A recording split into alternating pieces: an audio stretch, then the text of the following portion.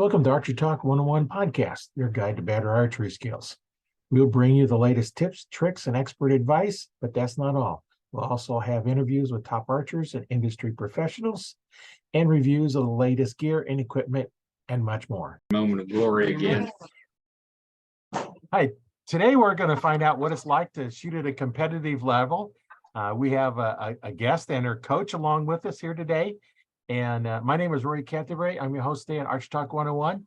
And we have Mandy and her coach. Mandy, go ahead and introduce yourself and introduce your coach.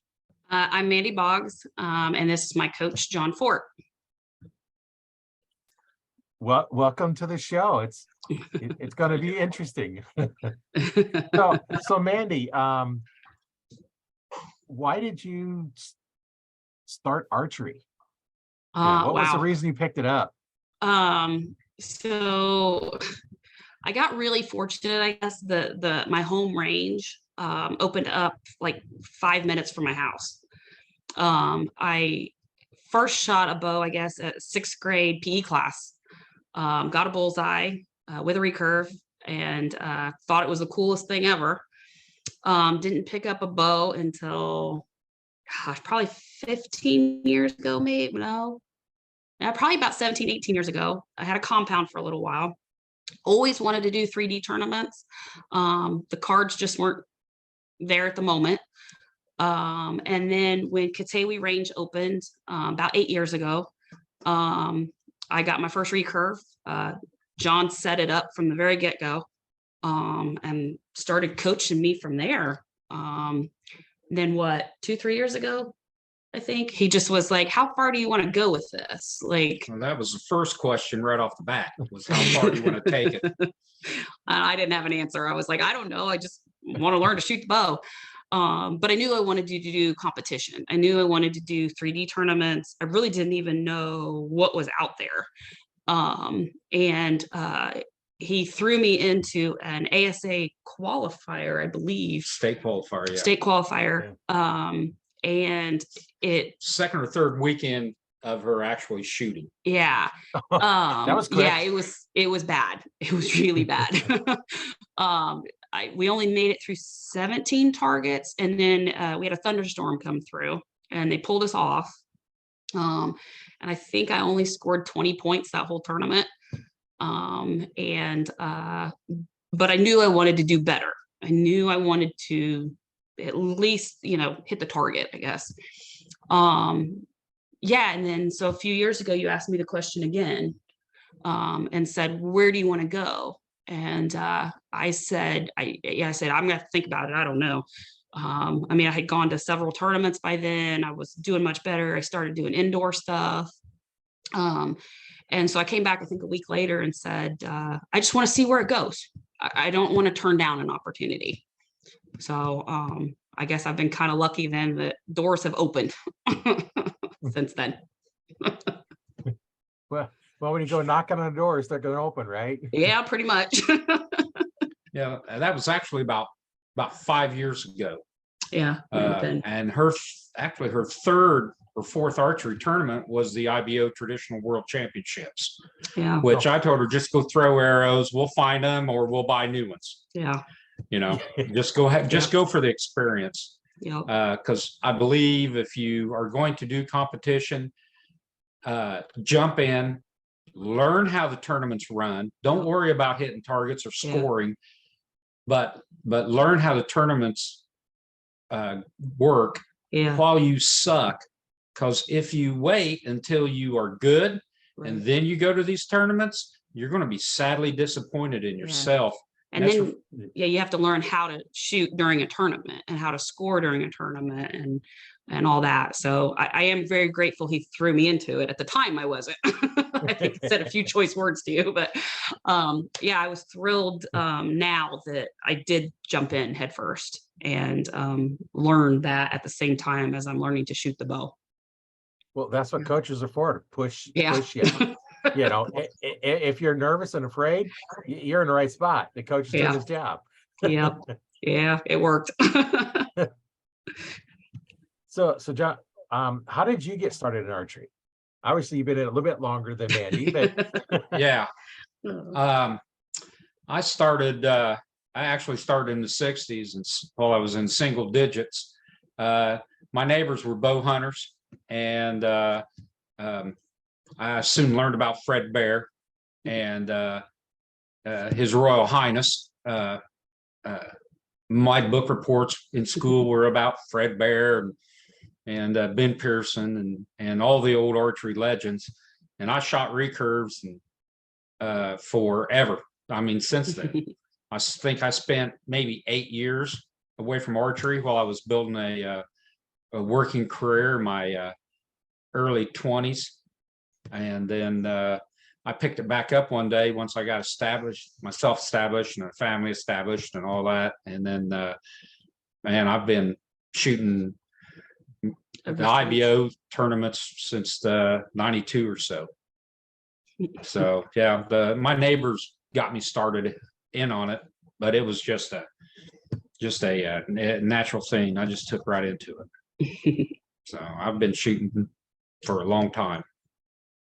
Yeah, I started my archery career in the 60s as well with a 25-pound fiberglass Ben Pearson bow.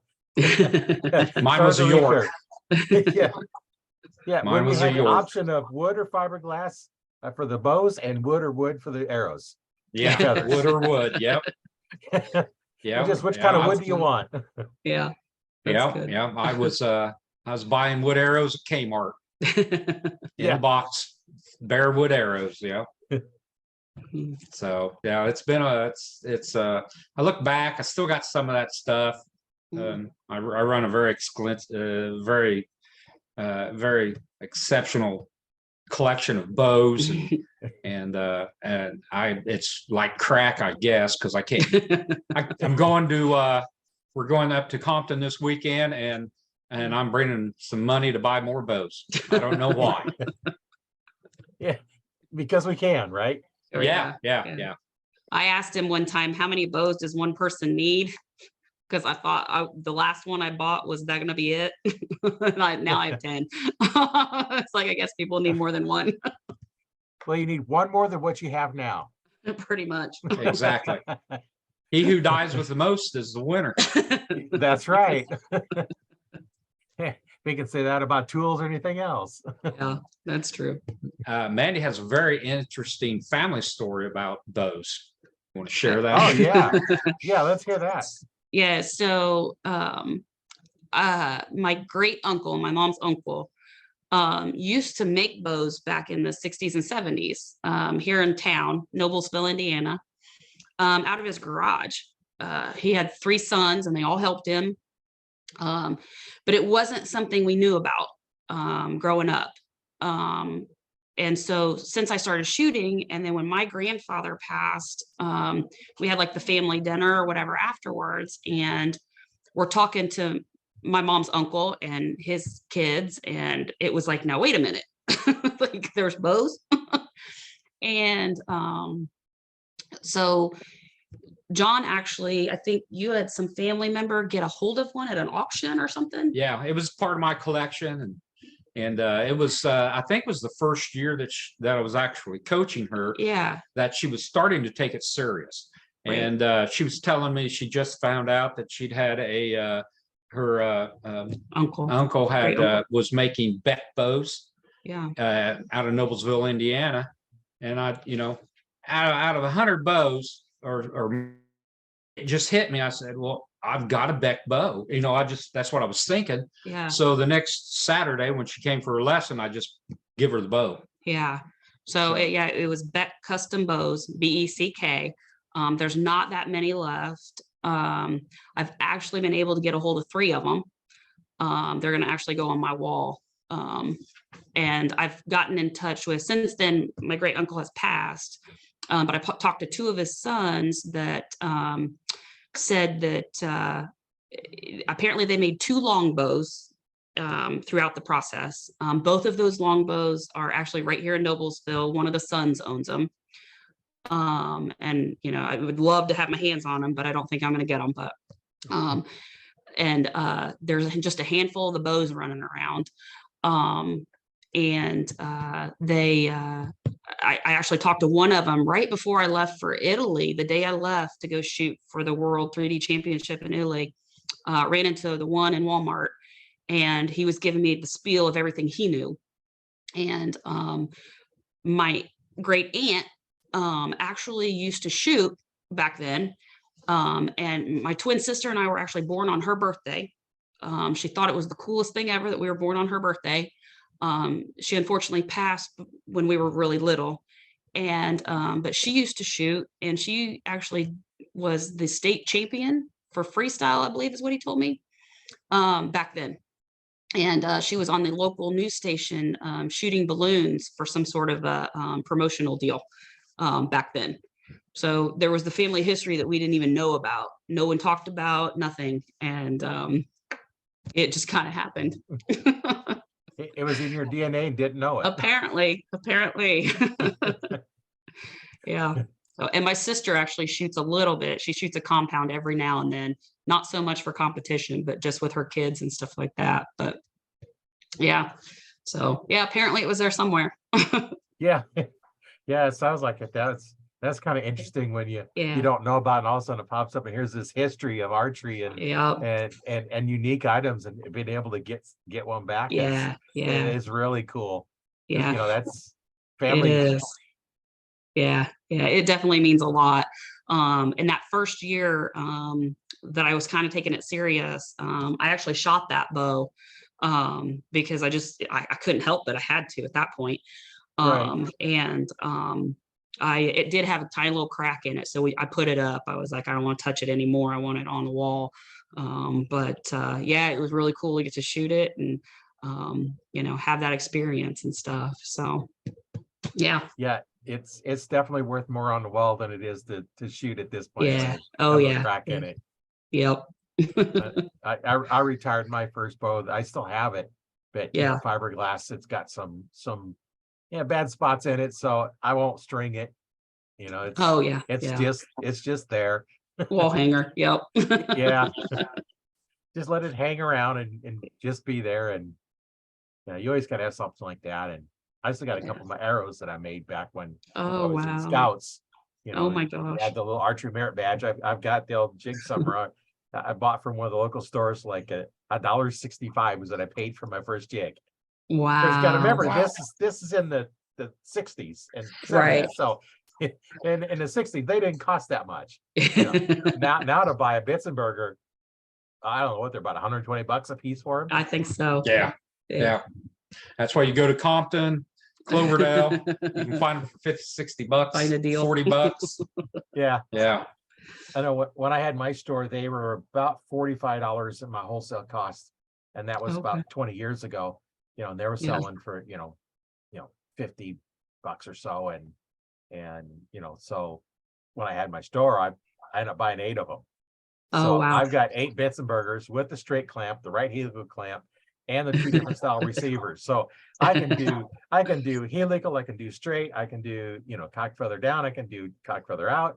And then Nice. with the Bitzenberger, of course, you could do 6 fletch if you wanted. Yeah. Yep. Cool. Yeah. Yeah. That's what we run. We run a traditional archery club also. And in the winter, when we don't have a chance to shoot, we give classes on string making and fletching. And I've got probably a dozen Yeah. different style of fletching clamps and receivers to teach Yeah. people how to fletch arrows and do Flemish twist strings. Yeah. What's So the name we of your have club? Hoosier Traditional Archers. Okay. Got about 885 on Facebook right now, and Oh, cool. growing every day. It's Yeah. that was just we were sitting around during one winter. We're just shop rats, and there's about a half a dozen of us that doesn't really have a life, so we go hang out at the archery shop. Yeah. And it's snowing and cold outside, and we're just sitting around, talking because we don't have any life. And we decided that I was set. You decided. Yeah, I decided that we didn't have that many archery tournaments at that moment. We had the big ones, you know, the Cloverdales, the Comptons, and I told Mandy, I said, you know, let's make a traditional archery club. Let's just start it. Yeah. So we set a clipboard out and just start getting names. Collected names on it. And every time somebody walked in the shop with a recurve or a longbow, you know, we were right there to promote the club and had them sign their name and email address on the clipboard. And it slowly grew. We started having monthly meetings, and you know, it's not really a monthly meeting. It's show up and let's go shoot 3D range. Right. So and then we started a Hoosier Traditional Archer State Championship. So the first weekend in July, we do a state championship. 40 targets, come shoot, leave, or camp all weekend, whatever. We do a fun range that we also do like a best of the best shoot off for. This year, we're actually doing belt buckles for the prize for that, or for the main range. Yeah, for the state championship. And then he had the bright idea of doing an Indiana traditional Triple Crown. Yeah, so we got with other clubs, traditional clubs, and we do a 3D traditional Triple Crown for Indiana. And I believe you just got a phone call last week about possibly starting up an indoor traditional Triple Crown and do 3D indoor as well in the winter. Yeah. So we're in talks on that now as well. Yeah. So if you don't have tournaments to go to, then you make some. You make your own fun. So with our Triple Crown, our outdoor 3D Triple Crown, we actually have 4 shoots. So not everybody can make a Triple Crown sometimes. So you have the option to drop your worst score, or just make 3 shoots. It really opened up the door, adding the 4th shoot to a lot more people shooting it and completing a Triple Crown. Yep. So I've been contacted to they wanted to start a indoor. Something indoors with the trad people. So you know, I said, well, we can start a Triple Crown and then worry about leagues later in the year if you want to start doing leagues. And I've been hit up by 2 other archer shops here with indoor ranges in Indiana. So we'll probably end up starting an indoor Triple Crown and doing leagues at 2 or 3 different indoor ranges. Yeah, that's pretty good. We have Stephen in the group is made a couple of comments. It's a nice conversation, but he says nice 3D rocks. We think so. Yeah, it's just so interesting, and not all of our listeners may know how you work the Triple Crown. If I can talk here, kind of explain how that works. So for us, we require you at least shoot 3 of them. So we offer 4. You can just come shoot 1 at your local club and support that local club. But if you want in for the Triple Crown prize, you have to shoot 3. If you shoot all 4, then your lowest score drops and only your top 3 scores count. So we've actually already had 3 of them. We have the 4th one the last weekend in October, or in July. And and then that will be it. And we also give belt buckle for that also. Yep. So and then you take the total score for all 3 of them, and then that's what you use to rank everybody. Yep. And we have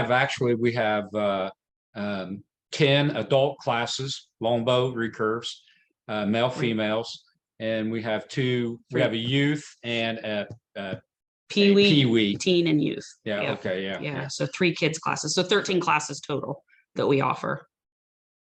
That's pretty good to get them involved in shooting, and much more fun to go out and shoot the real bow than it is to go on the Wii or whatever game, and you know, and then try just kind of, I don't know how those things work, but it's not near as fun. You play a video game and you aim and then you shoot. It's like, no, that's not teaching you anything. Get a real bow in hand. you know, Yeah. whether it's a recurve or longbow or compound bow or crossbow. Just Right. get Right. one of them in your hand and Something. shoot. Yeah. Yeah. Well, and then I also help with well, you help some too. S3DA kids team at Katawi. We've got about 22 kids, I think, this year. We jumped quite a bit this year. We only had about 8 or so last year. So yeah, I do a lot of the administrative stuff and letting kids know when to be there, when we're having practice, when we're going to shoots. And Tony Gert, the owner of Katawi Range, actually runs the team. And then yeah, John comes and helps at practices. My daughter, she's on the team, she's 16, she jumps in and helps. She knows all the setup and everything. She knows how to do all that. I rely on other people to do my stuff.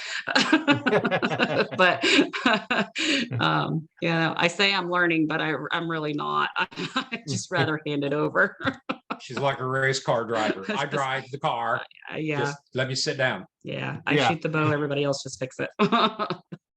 Well, and But, everybody has their own thing that they do best, and yeah. you know, do what you do best, and let everybody else that does it better do it. Right. That's what I think. Yeah. So yeah, it's pretty busy, I guess. I think we're constantly at something every weekend, or hosting something, or setting targets for something. You know, I mean, that's what this weekend we're going to try to go to Compton for a day and then get back to work on our range for our state shoot, and start, you know, prepping it for the targets. So Yeah, keep Yeah. you busy, that's for sure. oh, absolutely. Oh yeah, yeah. Yeah. Plus, you know, I tell people I have 3 jobs. I work here at the archery range.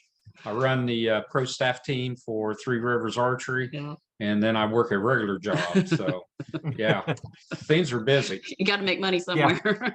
Yeah. Yeah, that's always the hard part, and Yeah. yeah, you got to have the income coming in, and not all of us can be professional archers that make a living just shooting Right. tournaments. And yeah, because there's only somebody that can make that kind of money, and Yeah. the rest just do it for fun. Oh yeah. Yeah. That's it. It's yeah. Yeah. So Yeah. do you charge anything for your classes that you teach? No. No, it's all free. Yeah. Yeah. Yeah, we do it. We make no money off the Triple Crown or the state championship. It all goes back to the host club. Right. It goes back to the host clubs. When we started this, I just wanted to promote the traditional archery. I wanted Yeah. people to get more involved with traditional archery, and I wanted more of the recurve and longbow shooters to have more options besides going shooting with just a bunch of compound shooters. We're notoriously faster shooters, and we walk through the 3D range quicker. Right.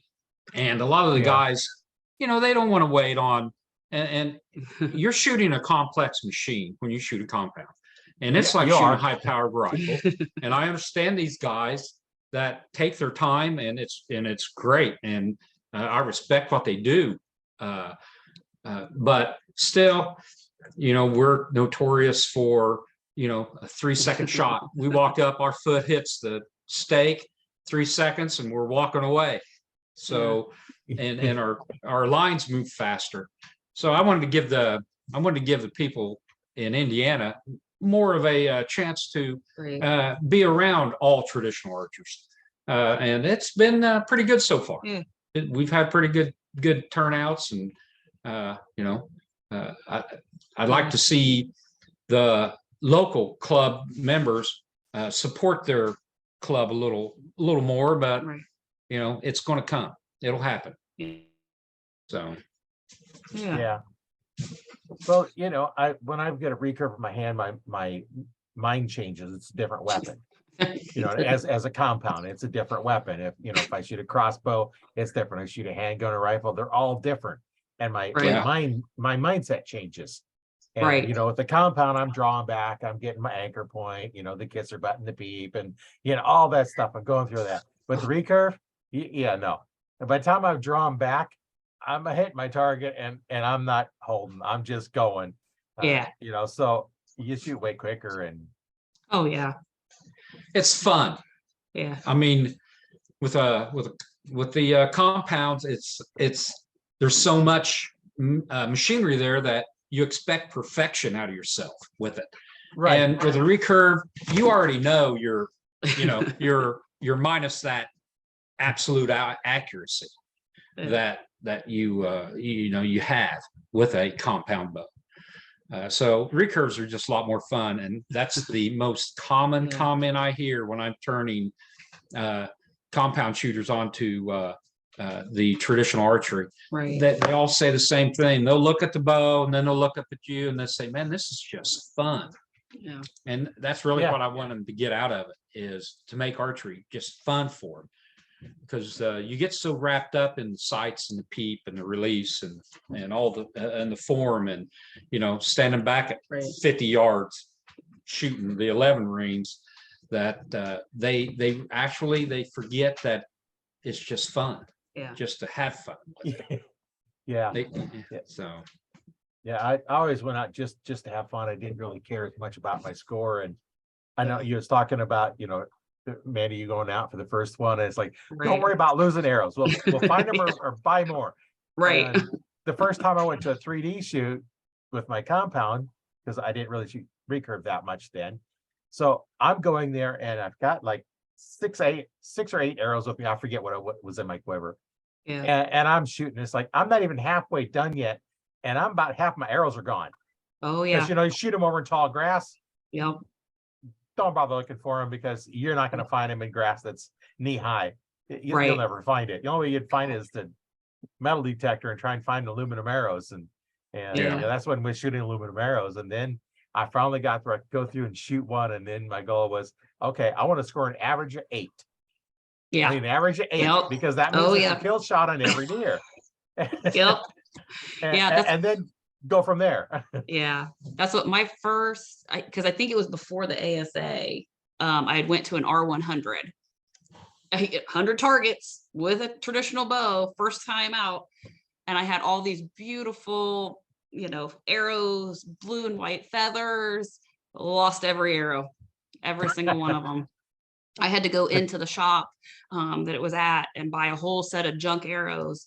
And the arrows were flying like this all the way to the target. And the guy behind me goes, those are kind of flying weird. And I'm like, yeah, I'm aware.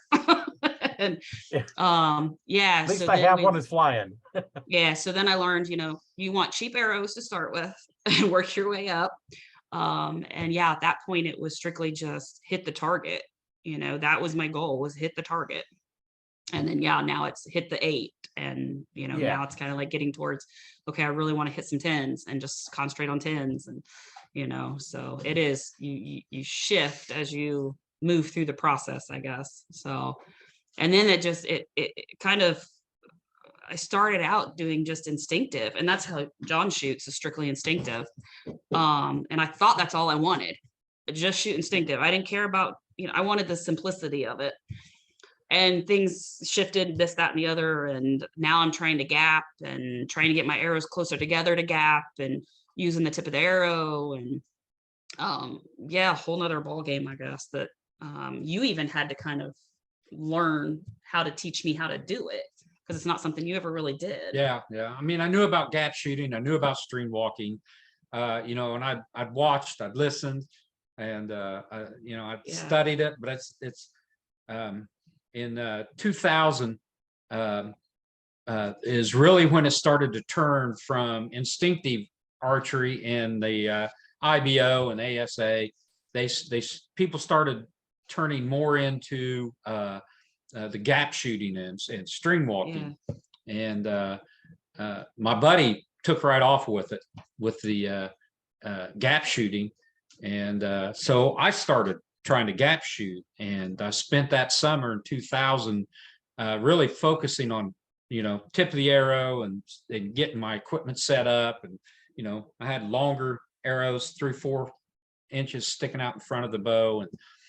And that summer I really worked at trying to gap, and I really wasn't getting it. I was beginning to get target panic. October rolled around. I'm deer hunting now. I thought, I'm just going to shoot instinctively. And I missed 2 does in my backyard. I got a really long backyard. And I yeah, well, Bo, he wants in on it. Yeah. I missed 2 does in my backyard, and the second one I missed, I climbed down out of the tree. I had deer around me. I just climbed down out of the tree.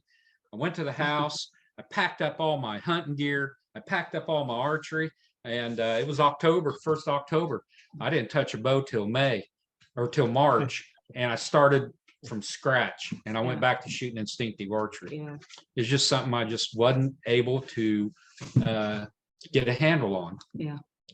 But it turned out good for me. I mean, instinctive archery is, Yeah. I've won my share of stuff. Yeah. So, And that's all I thought I wanted. And then I kind of hit another level where I kind of needed something to boost it a little further. making the team, Yeah. everybody on the USA team has a shooting method. Yeah. And I had tried and tried It didn't go very well. and tried before to teach Mandy gap shooting. Yeah, it didn't go very well. I think I tried every way in the book, Yeah. and we were actually at the IFAA indoor state championship, and she had 1 round of 5 arrows left. And she turned around and looked at me. She was all excited. She says, "I think I understand how to gap shoot now." I wanted to go run out in front of a It was bus. bad. Like I just wasn't getting the concept, and it was And then all of a sudden the light bulb clicked, and I'm like, "Oh, this is how it works." Yeah. And Last 5 arrows were the highest round she shot. Yeah. Yeah, I want to go run out in front of a bus. Yeah, I couldn't believe it. And then it's just been a process on trying to figure out what method's going to work best for me and where to anchor and getting the right arrows tuned. And we were at the single string clinic back in April over at Fawn's place, and I got a lot of information that we took back and was able to put all the dots together, I guess. So yeah, that's working really well now for me. Yeah, I went so I could get firsthand information Yeah. and not information that has been relayed from Mandy. So Yeah. Yeah, the year was- before didn't go very well. I learned a lot. I thought I wrote everything down and then took it back and apparently didn't get it translated very well. So yeah, but I think it's figured out now. It's been working for me pretty good. So Yeah, she's got a solid method now. yeah, I really expect her to take us pretty far. yeah, She's got 4 second places at the IBO Trad Worlds. yeah, I think this year is going to be her year.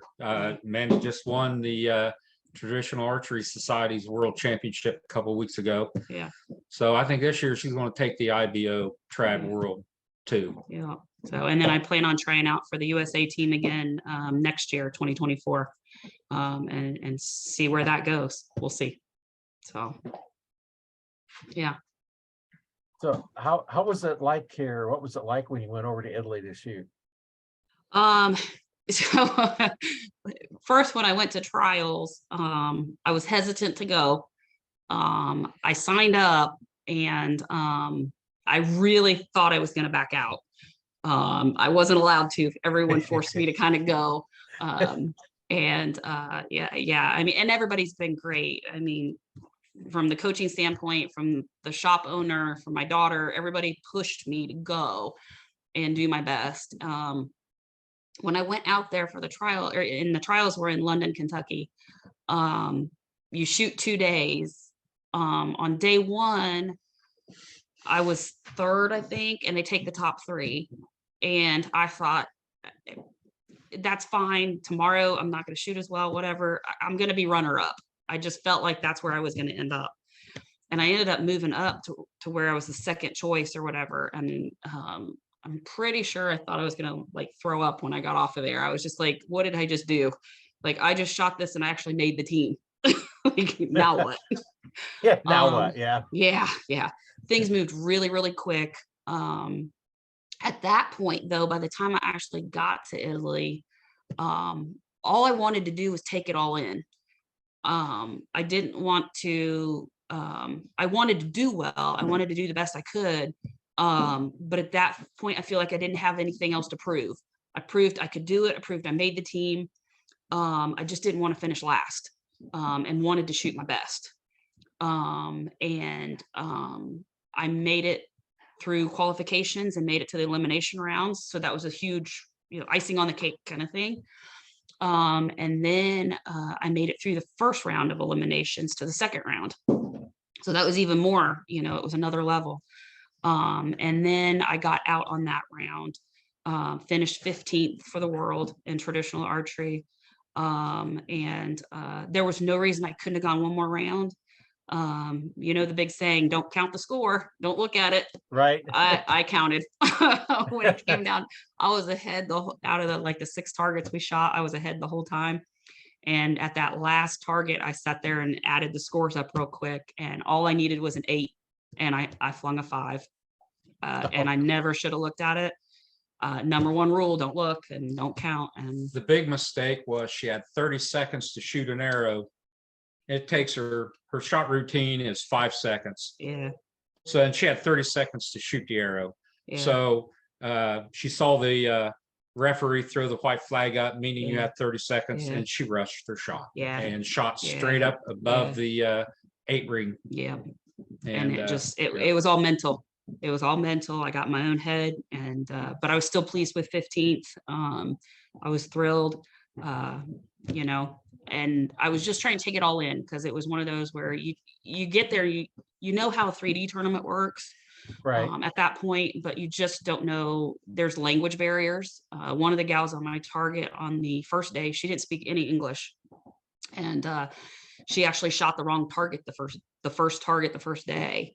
And so trying to hey, wait, and trying to get that across. But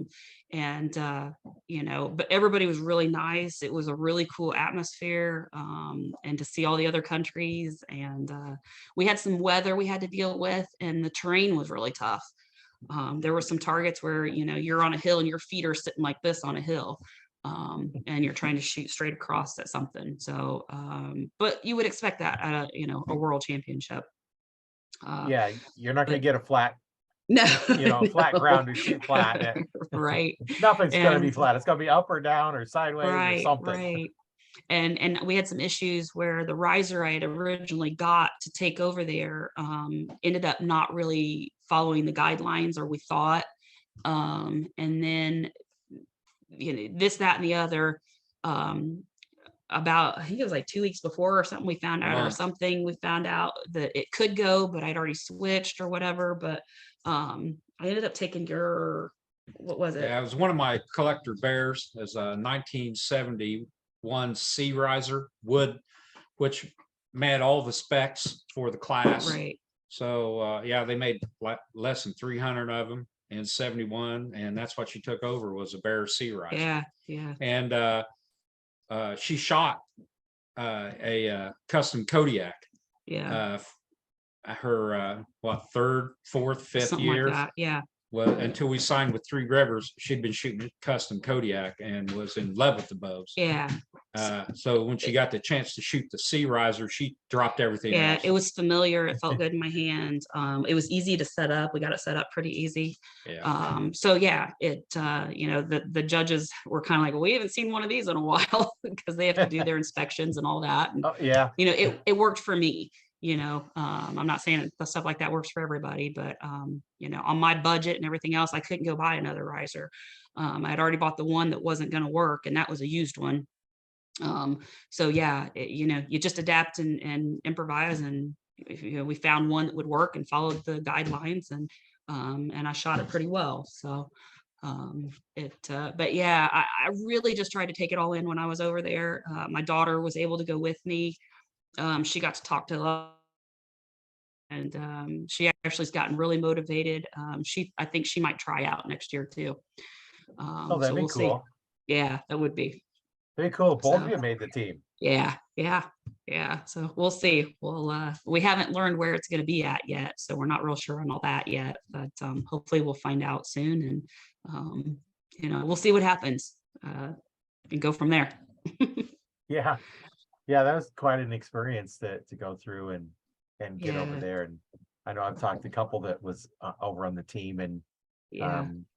some of them compound, some of them traditional, and yeah, it's it's a pretty pretty good deal to be able to go over there Yeah. and shoot, at the world's level. Right. Yeah, yeah. Yeah, it was a wonderful experience for sure. Yeah, that would have been exciting to watch. I've seen some videos where they've recorded some, the little bitty clips of them Yeah. shooting, and that was kind of interesting, to see all that. And you know, your coach throwing you into tournaments when Yeah. you're first starting out. Yeah, you get used to it, so it's like no big deal. The tournament Right. environment's no big deal, and then now you get up there, and as long as you stay out of your own head. Yeah. Yep. Well, and it's one of those too where I didn't used to, well, in front of a crowd, like a shoot off or whatever, like that's terrifying to me. Like I'm like, I don't want any part of it. I don't want to do it. Now I just kind of walk right up there. I'm like, I know what I'm doing. I know how it works, and it's just like second nature. And it actually too, during that first round of eliminations, it was pouring down rain, and it was thundering and lightning and everything over there in Italy. And we still had to finish that round. They didn't pull us off of the course. And it was only 5 or 6 targets, but still it was pouring down rain. And we have actually shot several times, in one was like a hurricane. By the time I got here, it was obviously less than a hurricane, but it was still a downpour, and shot in it. So I think that helped me that we've actually shot in the rain. I had water get down in my contact, and it was floating around. Oh, And I had to shoot an upside down skunk during that shoot off of that first round of eliminations. And I think it helped that I'd shot in the rain before, and I was somewhat of an instinctive shooter. I nailed a 10 on it, and I couldn't even see out of my right eye. So I think that helped that I was able to adapt in that moment. So yeah, because the other gal, you could tell it was a struggle for her to shoot in the rain. So yeah. Yeah, We we shot never. Katrina. Yeah. Yeah, if you've never shot in adverse conditions like that, it can be nerve-wracking. It's a struggle. Absolutely. Yeah. Yep. That's why you got to practice all this stuff. And when you're out deer hunting, you're sitting down. If you're shot, you're both sitting down. Yeah. And most people don't Absolutely. practice that way. Yeah. Have you and that's practice how you tree stand and stuff like that. Yeah, this year was the first year I hunted out of a tree stand. It was only 10 foot, something like Yeah. that. And sitting down, and I shot at 2 deer and went over both shots. So that's obviously now something I need to work on before I go out, is sitting and shooting downhill. So Yeah, it's not as far as you think it is. right. Yep. And that's where I tell people, when you're in there, carpenters know about a 3-4-5 triangle. That's a right Yeah. angle. And when you're up there, if you're up 40 feet and the trail's 30 feet away, and then the other angle is 50 feet. Yeah. So what do you shoot it for? 30, 40, 50. What do you shoot it for? You shoot it Yeah. for 30. It looks like it's 50, but no, it's only 30. It's only You 30. got to judge the distance to, Yeah. straight across. And, Right. our form is with the arm down. Our Yeah. form is with straight out and then bent at the hips. So Right. figure a straight out. Where's that trail? Not one of my strong points. Yeah, if I look at your coach, you bend your arm down when you're doing it. Yep. Yeah, we're working on it. It's not one of my strong suits. I can just tell, but as soon as he looked at you, it's like, okay, that's Yep, what you yep. drop your arm. Yep. I was at an indoor 3D tournament, and it was on a platform. They had a platform there. So Nice. you was up about 5 feet, or there's like 4 or 5 steps up there. So you're up about 5 feet, and they had a gator about 5 feet Oh, away wow. from the height you're at. So you're up Yeah. 5 feet, the gator's up 5 feet. Wow. And fortunately, on my bow time, I had it all calculated out. Oh, and wow. I needed to use my 70-yard pin. Yeah. So I draw back, and I'm leaning. I'm depending on this rail to hold me. If it broke, I'd have been on the ground. I'm bending. Finally, the 70 pin's there, and I finished my shot, nailed it. Oh, And nice. then I had to have almost help to get back up because I'd been over so far. But people don't think about that when you're shooting close, Right. in the 5 feet range or less. So it's real close targets. your arrow, normally your arrow is knocked at your mouth. Your arrow is there. Where's your sights? They're up about 3 or 4 inches. Yeah. And now that's your sight, your eye is, your sight is, that's where they're at, but the arrow's not there. That's why a lot of people will shoot through their blind when they're turkey hunting. Because they see the pin, but they don't realize the arrow is actually going to go through the blind and not to the window or opening. Right. Because it's off. And I've seen Right. tournaments that put targets out at 5 feet on purpose. Yeah. Because most people don't hit it. And you'll get some say, well, I just sight down the arrow. You ever shot that way? No. Right. Yeah. Yeah. We had to teach our kids on the team that, because the S3DA, every now and then they'll throw a real short target like that. And yeah, so the kids, they look at you like you're crazy, and you're just like, nope, you got to use your other pin. Yeah, last year, our state championship, I set a gator out about 5 foot away from the stake. Yeah. It was downhill, and I set the gator out 5 foot away from the stake, and we went to collect the gator. The front of it was chewed up, and the backside of the dirt was all chewed up from people shooting over and shooting under. Yep. Yeah, it makes you think when you're getting them close shots, and Right. Yep. and you have to worry about, if you're bow fishing, what's your normal range for bow Oh fishing? yeah. I'd like to do that sometime. It's 5 feet or so, because you get further out and now your arrow can start skipping Yeah. Yeah. and you can't penetrate down. So you got to have pretty much a straight down shot. So how do you judge those yardages? Yeah. Yeah, Wow. they're really close and they Yeah. don't look like it. I know I shot a deer one time. It was a 20-yard shot all day long. I knew the trail was 20 yards away. This deer comes walking in, and the size of it, if I use my pins as kind of a rangefinder, it Yeah. should have been like a 40 or 50-yard shot. I knew better. I shot it for 20 and I got it. Nice. Because I knew it was a 20-yard shot. I didn't go by what the visual cues were.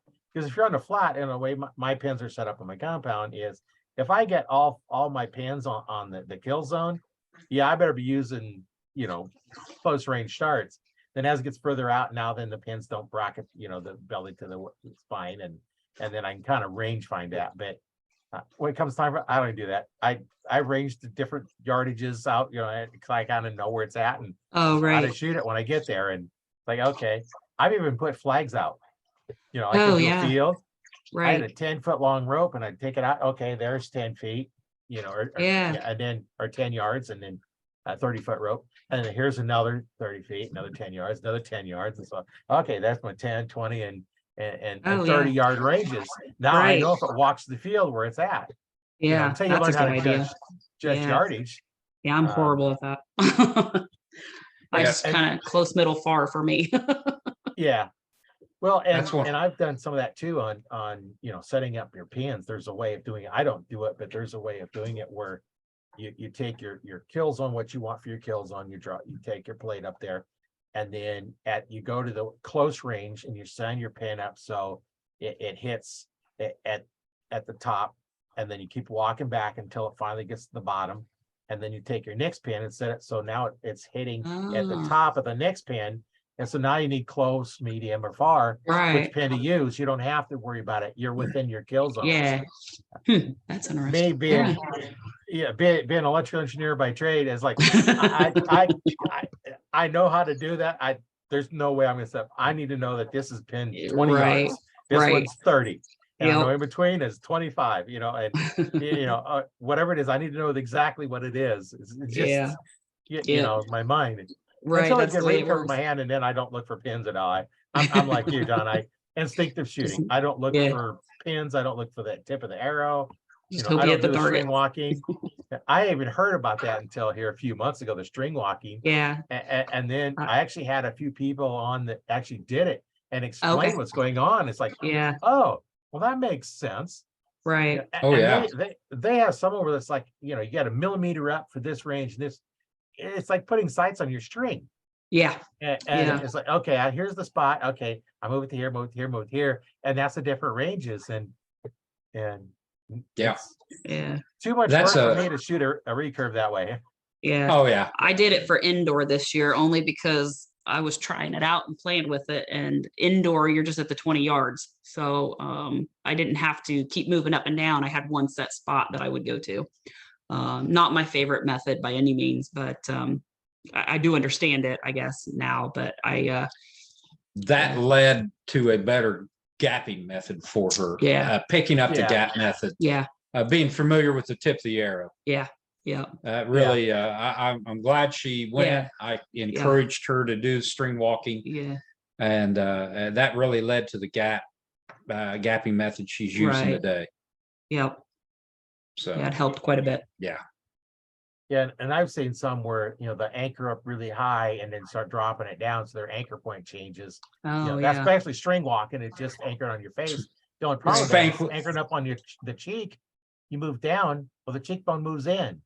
yeah, Yeah, and that's the problem I see with that is you're on the cheekbone, it's here, you move off the cheekbone and it moves closer to your face. And now Yeah. you're moving left and right, and I yeah, just that's never- face walking. It's not near as accurate as the string walking. Yeah, if I'm gonna do that, I'm gonna do the string walking just so I can, yeah, have I like that consistent anchor, index finger, Right. corner of the mouth. With my compound, the kisser buttons corner of my mouth, so I know if it's there, it's anchored, Right. and then I got my peep sight. And Yeah. then it doesn't matter which my hand, because I have different type releases. I have either right, a wrist strap that I hang on or a handheld release. And it's Yeah. just a matter of where my knuckle is, which knuckle's in that spot, because it Right. turns, because nothing else changes. yeah, because You that's know, a lot all of people say, consistent. You can't switch between releases. Yeah, you can. If everything else stays the same, doesn't matter where your hand Right. is. Yeah, yeah.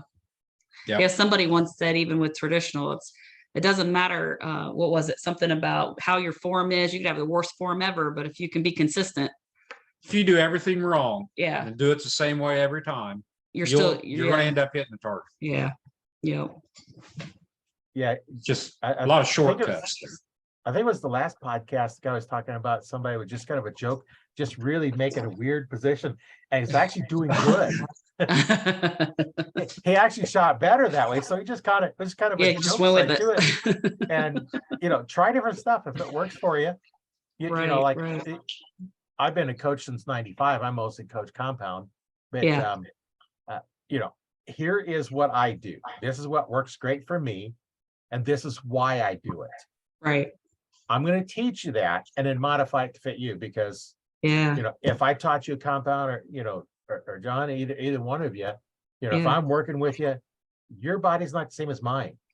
right, And so we Absolutely. have to modify it. The same thing I did when in martial arts, Yeah. we're teaching the same technique, but sometimes you have to explain it different, or Right. maybe you have to modify it because of, physical strength or physical limitation. And, like when I shoot in my compounds, my hand don't go flying back, because I just, it just doesn't, it just doesn't do that. And the funny Yeah. ones I see is when they shoot, no, it's supposed to go back, and then they shoot, arrows the target, and then the hand goes flying back.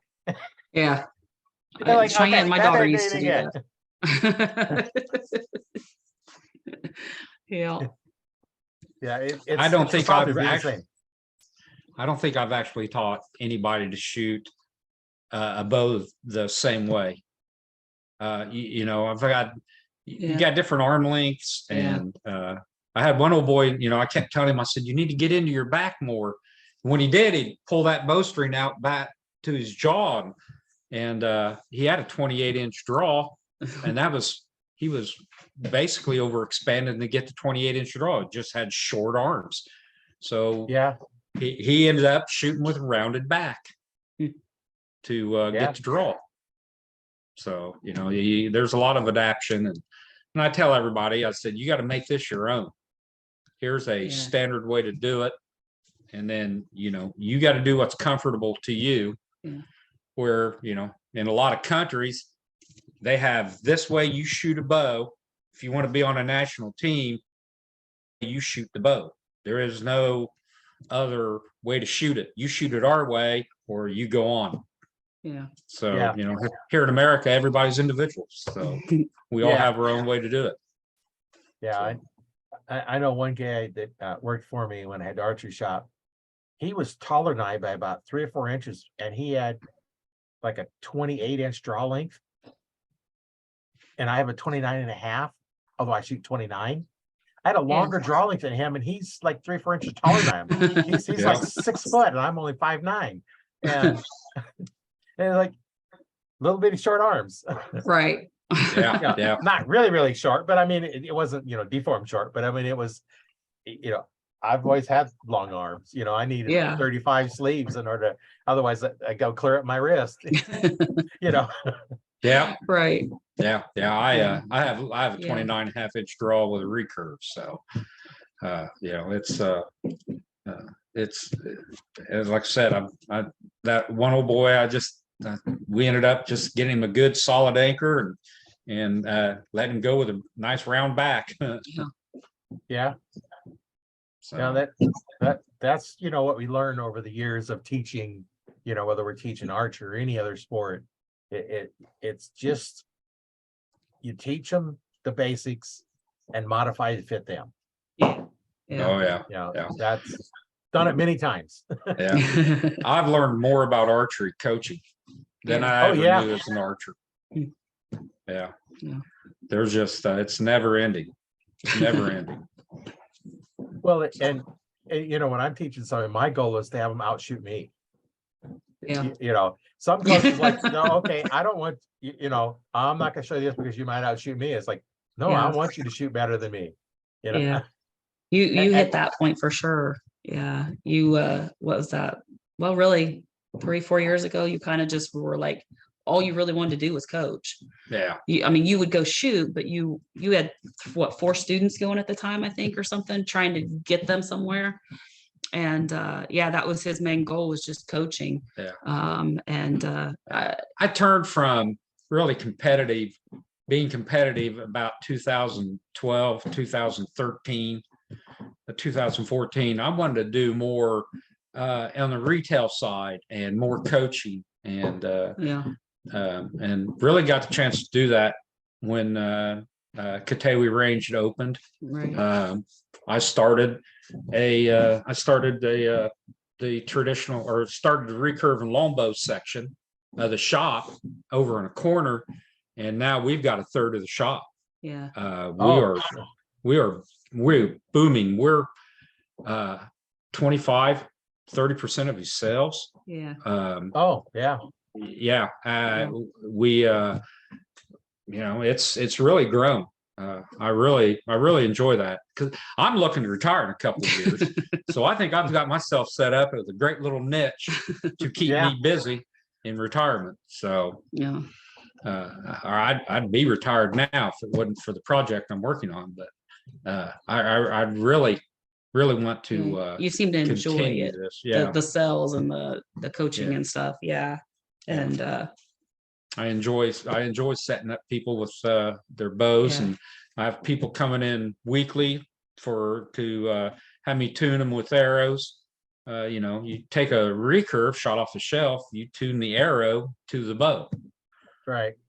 I mean, it's rare you get an arrow and I want to shoot this arrow, and then you build a bow around an arrow.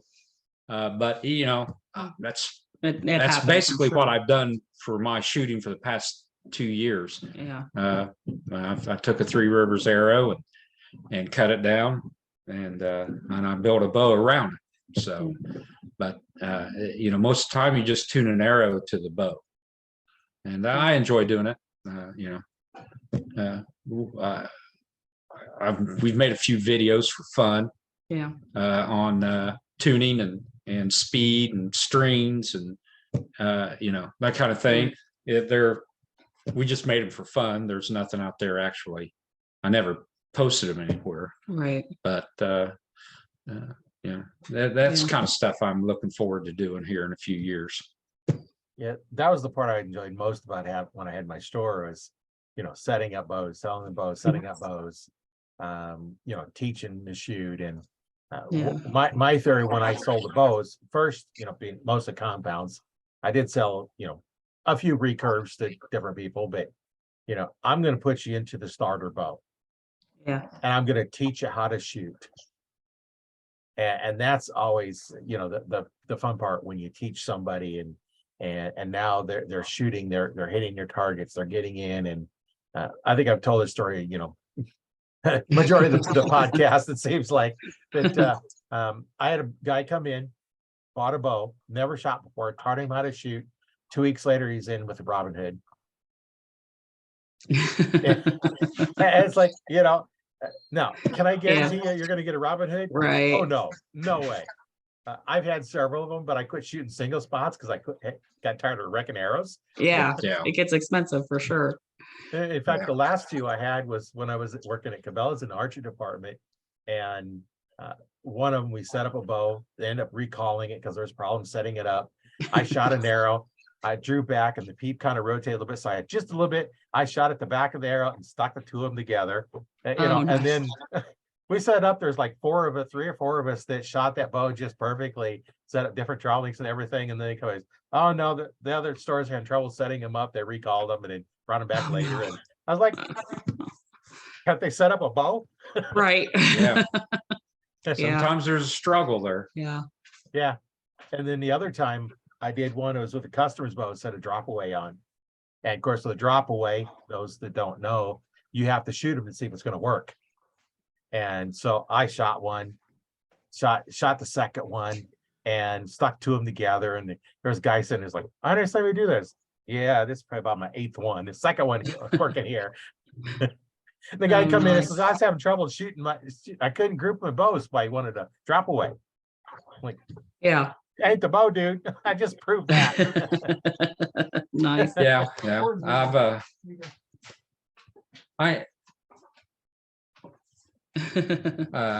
I've had several customers come in, and I've worked with them trying to tune an arrow to the bow, and I know the arrow's spined right and for the bow, and I end up putting a finger tab on and shooting their bow and punching bullet holes in the paper. And I tell them, you just need some practice there, buddy. Yeah. And you try to keep coaching them to get a smoother release, and they just need to stand in front of a blind veil about 10 feet away, 5 feet away, and just stand there and shoot arrows, and watch them and videotape themselves and watch your string hand. So when I was first learning back tension release, that's what they had us doing. There's about 20 of us at the range, and we're all shooting with our eyes closed. But we're close enough that we just lean forward, grab the arrow, pull it, and then shoot. So it's like, if your bow is way out of tune, you're probably going to be bending arrows or breaking them because we're so close. And, and it's amazing when you shoot with a blank veil with your eyes closed, how much you can actually feel and see with your mind what's going on. So you look at each other. Get up in there. And at the very beginning, he was really big about like stand 3 steps away from the target and shoot the arrow, walk up and grab the arrow and go back to those 3 steps, just 1 arrow at a time.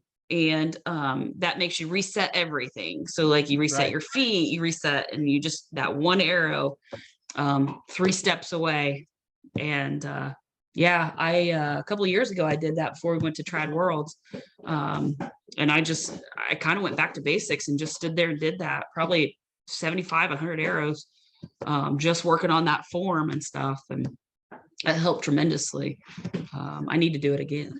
That's my go-to move if I start running into trouble and having troubles, was to skip the 3D targets. And I've got an archery range in my backyard. I got 25 3D targets in my backyard set 32 yards apart, and I would just go to the bail that's hanging up and just stand there 3 feet away, and just stand there and shoot with my eyes closed.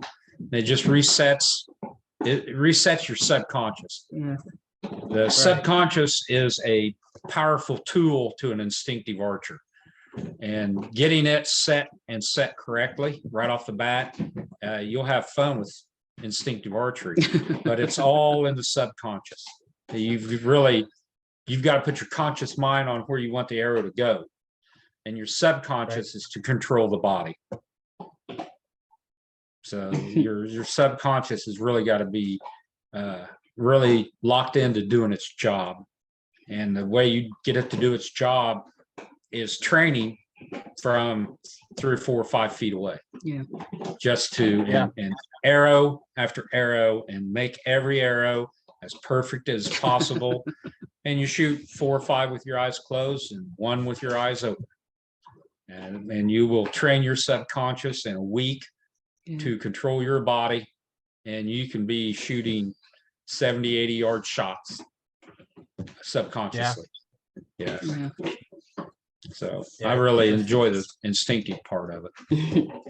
I've made some spectacular hunting shots, 36, 37 yards away, not knowing it's that far because I cannot judge yardage. I just don't judge yardage. But just looking at my target and focusing on where I want the arrow to go. You know, I've only lost 2 deer in my life, and I've shot a few, but one of them was due to a limb I didn't see sticking out there until I hit it. But you know, I've had really good success with it because you're so in the moment when you're deer hunting. That adrenaline is just peaking in your body. So, you know, you've got all the advantages already. And then you just, you know, just clear your mind and focus on that spot. So. Hey, speaking of trees in a way, I drew back on this deer and I heard this like thwack. And it's like, I knew I got that deer. And this was a hard hit. No, it was about 1.5 inch diameter tree I hit. Dead center of that tree, stuck that muzzy broadhead right into it. Nice. Cut it in half. I didn't see it. Yeah. You know, it had a big old split it about, you know, several inches up. So I just cut the tree and split it apart the rest of the way and took the arrow out. Nice. Nice. Oh yeah. Yeah. We've all had, you know, had those limbs, sticks getting away. Yeah. The worst one I had was I drew back on this deer. I shot, completely missed it. I was like, what's going on? I couldn't figure out what's going on. And so I always had a field dip with me, and you know, in case I got tired, want to shoot a squirrel, because I think I should have brought it a squirrel, or just, you know, it's a practice shot. And so I put that field tip in there and I picked out a leaf and I nailed that leaf. And then I'm thinking, I forgot to aim. I drew back, forgot to aim because I was with a compound and I had sights on there. You got to aim them, you know, or not really aim, but you got to pick a pin to put over the target. And I didn't do that. It's like, you know, forgot how to shoot for a second. Yeah, and it wasn't like I was new either. So So they always got to go. It's like, hey, pick a spot.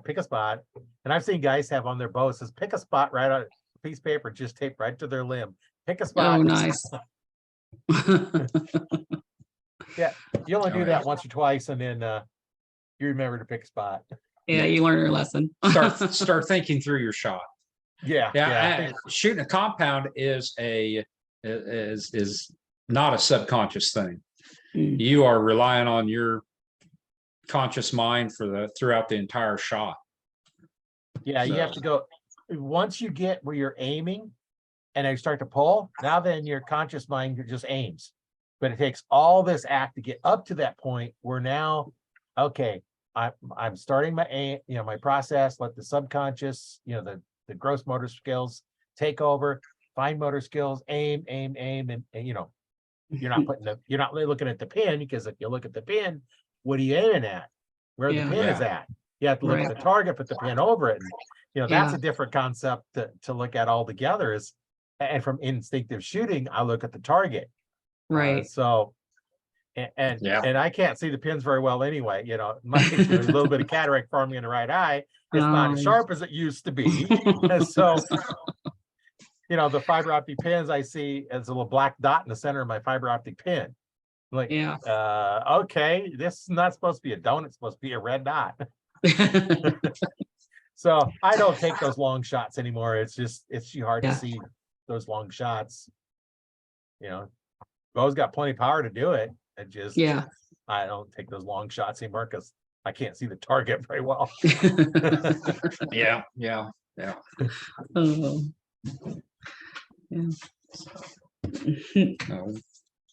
Unless I want to go shooting left-handed, and I'm right dominant. Yeah, there you go. So I went to the eye doctor the other day, and he says, "Okay, go back." I was like, "Oh, you want to know if I'm right or left eye dominant? I'm right eye dominant." I've checked 1,000 times because every time you get somebody in a bow shop, okay, what's the Yeah. dominant eye? So I'll go Yeah. through and do that. And it's like, okay, maybe the blurry eye, but it's still the dominant eye. It's still the dominant. Yeah. Yeah. Yeah, it's the one making decisions. Yeah. Yeah. Yeah. So Yeah. come on. I always think it's funny when eye doctors try and figure out. It's like, hey, right out there, it's like, okay, I'll play a game. It's right. It's like, okay, here you go. Yeah, we do that. We do with scouts. We'll have them all line up. This is okay. Oh As I yeah. walk by, I want you to move your hand up, look at my nose, do that hole. And then I was like, okay, right, left, right, whatever it is. And it's, just because you're right-handed doesn't mean you're right eye dominant. Right. In my case, Yeah. I am. I'm right-handed as well as right eye dominant. But I actually had a set of twins come in the one store when I worked at Bass Pro. They were twins. Yeah. One was right-handed, one was left-handed. The right-hander was left eye dominant, the left-hander was right eye dominant. Oh They're wow. complete opposite on Yeah. their dominant Oh my eye as well gosh. as their dominant hand. Their It's like, hand. okay, this is Wow. weird. Wow. My daughter, when she was little, every time her eye dominancy would flip. So every time we would stick the opposite bow in her hand, her eye would flip to the other one. And so finally just went to Party City and got a bunch of the pirate eye patches just to force her right eye to be dominant. And now she doesn't have any issues, but yeah, she wore that pirate eye patch for several years trying to make sure her eye dominancy would stay on the one eye. So Oh, it worked. That's pretty common with kids, Yeah. younger kids that have their eye dominancy flip back and forth. Yeah. yeah. And when you're getting a bow, that's not like something you can change easily. No. I know with mine, I have double vision and I have prism my glasses to kind of correct for that, but I still see two sets of pins. And my mind over the years, the right eye has always been clear, left eye's been, the little blurrier of the two. Right. And so my mind just ignored the dim set of pins. I don't even realize they're there until one day I was out hunting and didn't realize that the right eye was now fogging over a little bit. My left eye picked, because it was clear, it picked up the pins. So I Yeah. know that pin was right over that kill zone. And Wow. I hit it in the back hip, hit artery in the back hip. So I still got the deer. And then, okay, I know that pin was, I know I picked the spot. I know it was there. So I go Yeah. down the range. When I practice, I always close my left eye because, a little more easier that way. But hunt, I like to hunt with them open because then I can Yeah. see more around as well. Oh I can yeah. see movement. So I shot, left eye closed, nailed it. Opened up both eyes. And I was off by, well, I shot at the right hand on a 5 spot and I missed the target to the left. Oh wow. Yeah. So now that I'm going out, I'm trying to blink my left eye to force me to pick up the correct pin. And then I discovered one time I was out, I have a hooded sweatshirt on. I always wear a baseball cap. And Yeah. as I turned my head, the hood didn't move. So it Oh, blocked my wow. left eye. Problem solved. I just got to wear a hood when I'm hunting or Right. shooting. Yeah. Because if I turn Solves my all head, it problems. covers it up. Solve the problem. Oh, that's good. There's ways around it, but Yep.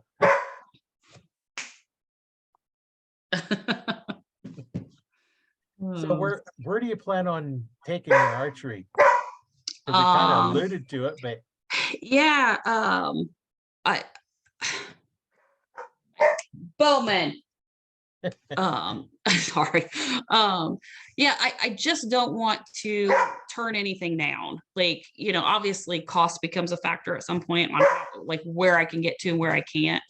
But I definitely like I intend to try out for the team next year for the 3D World Championship again. And then like the one that keeps getting away from me is the IBO Traditional Worlds. I keep getting second. I can't quite get first. So, that's coming up at, I think like the 3rd week in July. So I'm really kind of trying to, I'm really trying to gear up for that. This will be my first trip to Compton, which is just a fun shoot, but still, I just want to take it all in. And I've never been to the Tennessee Classic or Kentucky Trad Fest. I'd like to try to at least go to them and check it out and see, what they're about and what they're like. I just want to try to take in everything I can archery wise, I guess. You know, I shot for the IFAA Indiana 3D. I'd never shot that before. So I shot a qualifier earlier in the year. I think there's one coming up in a couple of weeks I want to go shoot. But that's local stuff still. Yeah, I've done Vegas 3 times now, indoor Vegas. That was really cool. I got to do Lancaster this year. That was neat. You know, I just want to try some of these things that I've never got to do yet, and you know, see what they're about, see what they're like. Each shoot kind of has its own little uniqueness to it, I guess. Yeah. So I don't intend to, at least right now, switch from the traditional class, shooting off the shelf and all that. Like I said, I am doing the gapping. I attempted to try the string walking, but I have no intention in strictly going string walking. I have no intention right now of going to like Olympic recurve or anything like that. But you never know, you know, like I said, I don't want to ever, you know, not try something, I guess. But for right now, I'm pretty happy with what I'm shooting and how I'm shooting, and, you know, go from there, see what happens. Just have fun shooting your bow. Yeah. Yep. Pretty much. That's all it is. Let's go have fun shooting your bow. Yeah. Yep. And that's what, I don't get too much into coaching or anything like that. Like I said, I help run the kids team, but it's more the paperwork and making sure that, you know, kids know where they need to be. And I show up, I'm there. And I try to give some guidance here and there, but like I've told them, I'm not done shooting the bow yet. You know, I think you kind of hit that point where you're not done shooting the bow, but you're wanting to move the coaching and stuff like that, like a few years ago. And I'm not to that point yet. I'm still, I don't know that I have anything to prove, but I'm just not done. So, yeah. Well, you know, each person has their own goals, and Yeah. you know, yours is just have fun Yeah. shoot. You've got so much more to do, and you Right. know, as you get older, you know, it's like traveling all those tournaments, you know, and yeah, there's just so many other things to do, and it's just so much, you know, for John and myself, you know, we like doing the coaching, and Right. you know, Yeah. I haven't went to any tournament in many years, Yeah. you know, and I started you know, doing some online coaching, and actually the first guy that when I was getting ready to set something up for online coaching, I had a guy that's actually in the group, but it had no coaches around him. I said, hey, I'm Oh, gonna yeah. get an online coaching program. Hey, Yeah. I'll coach you for free, just how it works. Yeah. And he was over in Italy. He didn't have a Okay. coach over there. So Wow. he'd send a video, I'd critique it and send it back, and he was getting better and better. And you know, Yeah. just go through different stuff like that. And you know, it's kind of nice now, because when I first started coaching, you know, you're watching them shoot. There's no cameras, because cell phones didn't exist with cameras in them. A Right. cell phone was flip it open, dial, and call somebody. There was no smartphones, there was no cameras, Right. and you know, if you want to record them, you're gonna do a VCR tape. Then you're gonna have to play it back on a TV, and you can't really slow it down. You know, Right. it's grainy unless you get a real high quality one. To say more hassle than it was worth. Oh yeah. And now the phones, you know, like I do, except for I do my podcast and stuff like here, I do it on my phone. Yeah. You know, so here I have a Logitech 920 camera, so you know, I get a good clear. And amazing how Right. crappy the camera was on the laptop. Oh yeah. Yeah. But these cell phones now have such great cameras in them. You know, you can do slow motion, you can do super slow motion, you can do wide angle, Yeah. you can do all kinds of stuff, and the quality on the resolution is amazing how much quality you have in them. And yeah, now it's so much Oh, easier. definitely. You know, I've done that. I had a guy on it, and I was just watching him shoot on the Zoom call and giving him pointers, and you know, just the hour I spent with him on the phone, he went from probably 6-inch groups to 3 hours touching, you know, in a matter Oh of a yeah. couple of weeks. And you know, that's the power of a coach. Oh, absolutely. Yeah. Yeah. Not saying I'm the best coach, but you know, No. I have a Yeah. track record of helping people, and Yeah. you know, Yeah. No, because all the time I'm like, something doesn't feel right. Like I don't see it, I don't feel it, as far as like knowing for sure what's wrong, but I know something's not right. And I mean, all the time, watch me shoot, like something's wrong. Something's not working right. Yeah. So Sometimes it's all right there. Sometimes Yeah. you just need to shoot the bow. Yeah, Quit worrying yeah. about all the extras and just shoot the bow. yeah. Yeah, I actually had a guy that was, I forget which level it is, but he was a, fairly high level shooter. And, I was looking at his video. I was like, oh, you're doing that right, doing that. Oh, try this little bitty tweak. It's just a little Yeah. bitty tweak is all, all I could find it really needed the adjustment. But, sometimes a little tweak can take you from, missing to hitting right where you're at. And Yeah, absolutely. Yep. Yep. Yeah. Oh Yeah, yeah. and then taking Right. the different It's the smallest angles. thing. Yeah. Take an angle from, up above so you can see what the front arm is doing. Is it going straight to the target or is it moving off to the side? If Right. it's moving off the side, it's probably causing a problem. Yeah. Yeah. I use an app called Coach's Eye. Yeah. And that is fantastic. You can actually, when the strings release from the fingers, you have 4 frames of the arrow in the picture Yeah. is how slow, and you can, Oh yeah. and it's just not slow motion. It's, you can control each frame of that picture, and you can see exactly cool. what you're doing at the point of impact, Yeah. or Yeah, the you point use of that you quite a bit. release. It's really good. Yeah. She had a grabbing Mm. problem, and she wasn't trusting her finger sling, and she was going to the left, and it was all, for whatever Yeah. reason, 4 years later, she starts grabbing the bow, and And I swore I wasn't. oh yeah, that was an interesting conversation in the middle of the woods, 3D targets. Yeah. But I finally just pulled out that Yeah. Coach's Eye, and she Sure shot. enough, I was. Yeah, she's grabbing at the bow, and like I said, been 4 years since she'd done that. Yeah. So Yeah, sometimes you can swear you're not doing it. I know a buddy of mine, he always shot fingers for many years. He shot fingers. Oh yeah. And got a new bow and he wanted to go to release. So they put a release on there, and I told him, it's like, draw back the release, put your finger behind the trigger. And of course he was drawing back, fingers and the finger up there, and he smacked himself in the mouth. Oh no. And I said, you pulled the trigger, didn't you? It's like, no, I didn't pull the trigger. Yeah, man, you did pull the trigger. Yeah. You pulled the trigger. Your finger was in front of the trigger and you pulling it back. Because Yeah, what that's happens, what it sounded like. you draw them back to your face, because you're not drawing out here in Right. front of you. You're drawing toward your face. If that goes off, you're smacking yourself in the mouth. Yep. yeah, Of course, a good quality release helps in some of that problems too. Yeah.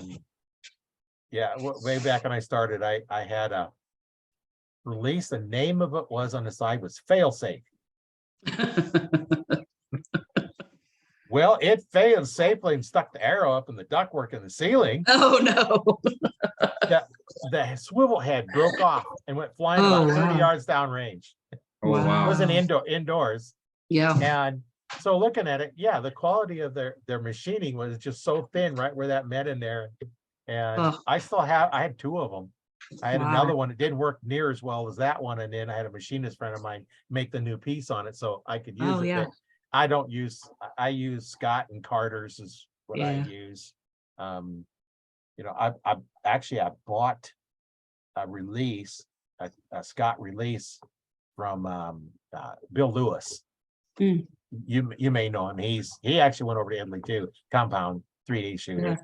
And I still have it, and that's my Oh, nice. cold weather release, because then I can, I just need just the little finger open, and I keep the rest of the glove on it so I can keep my hand somewhat warm.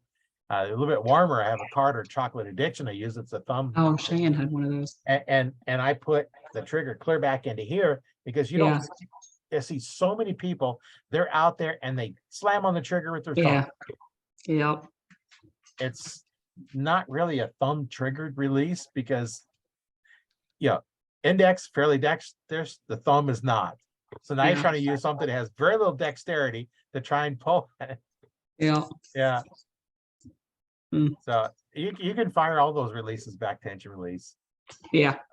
And then when I had the store, I had a True Fire called me up and wanted me to, carry their releases. And I told them, well, if Walmart carries it, I won't.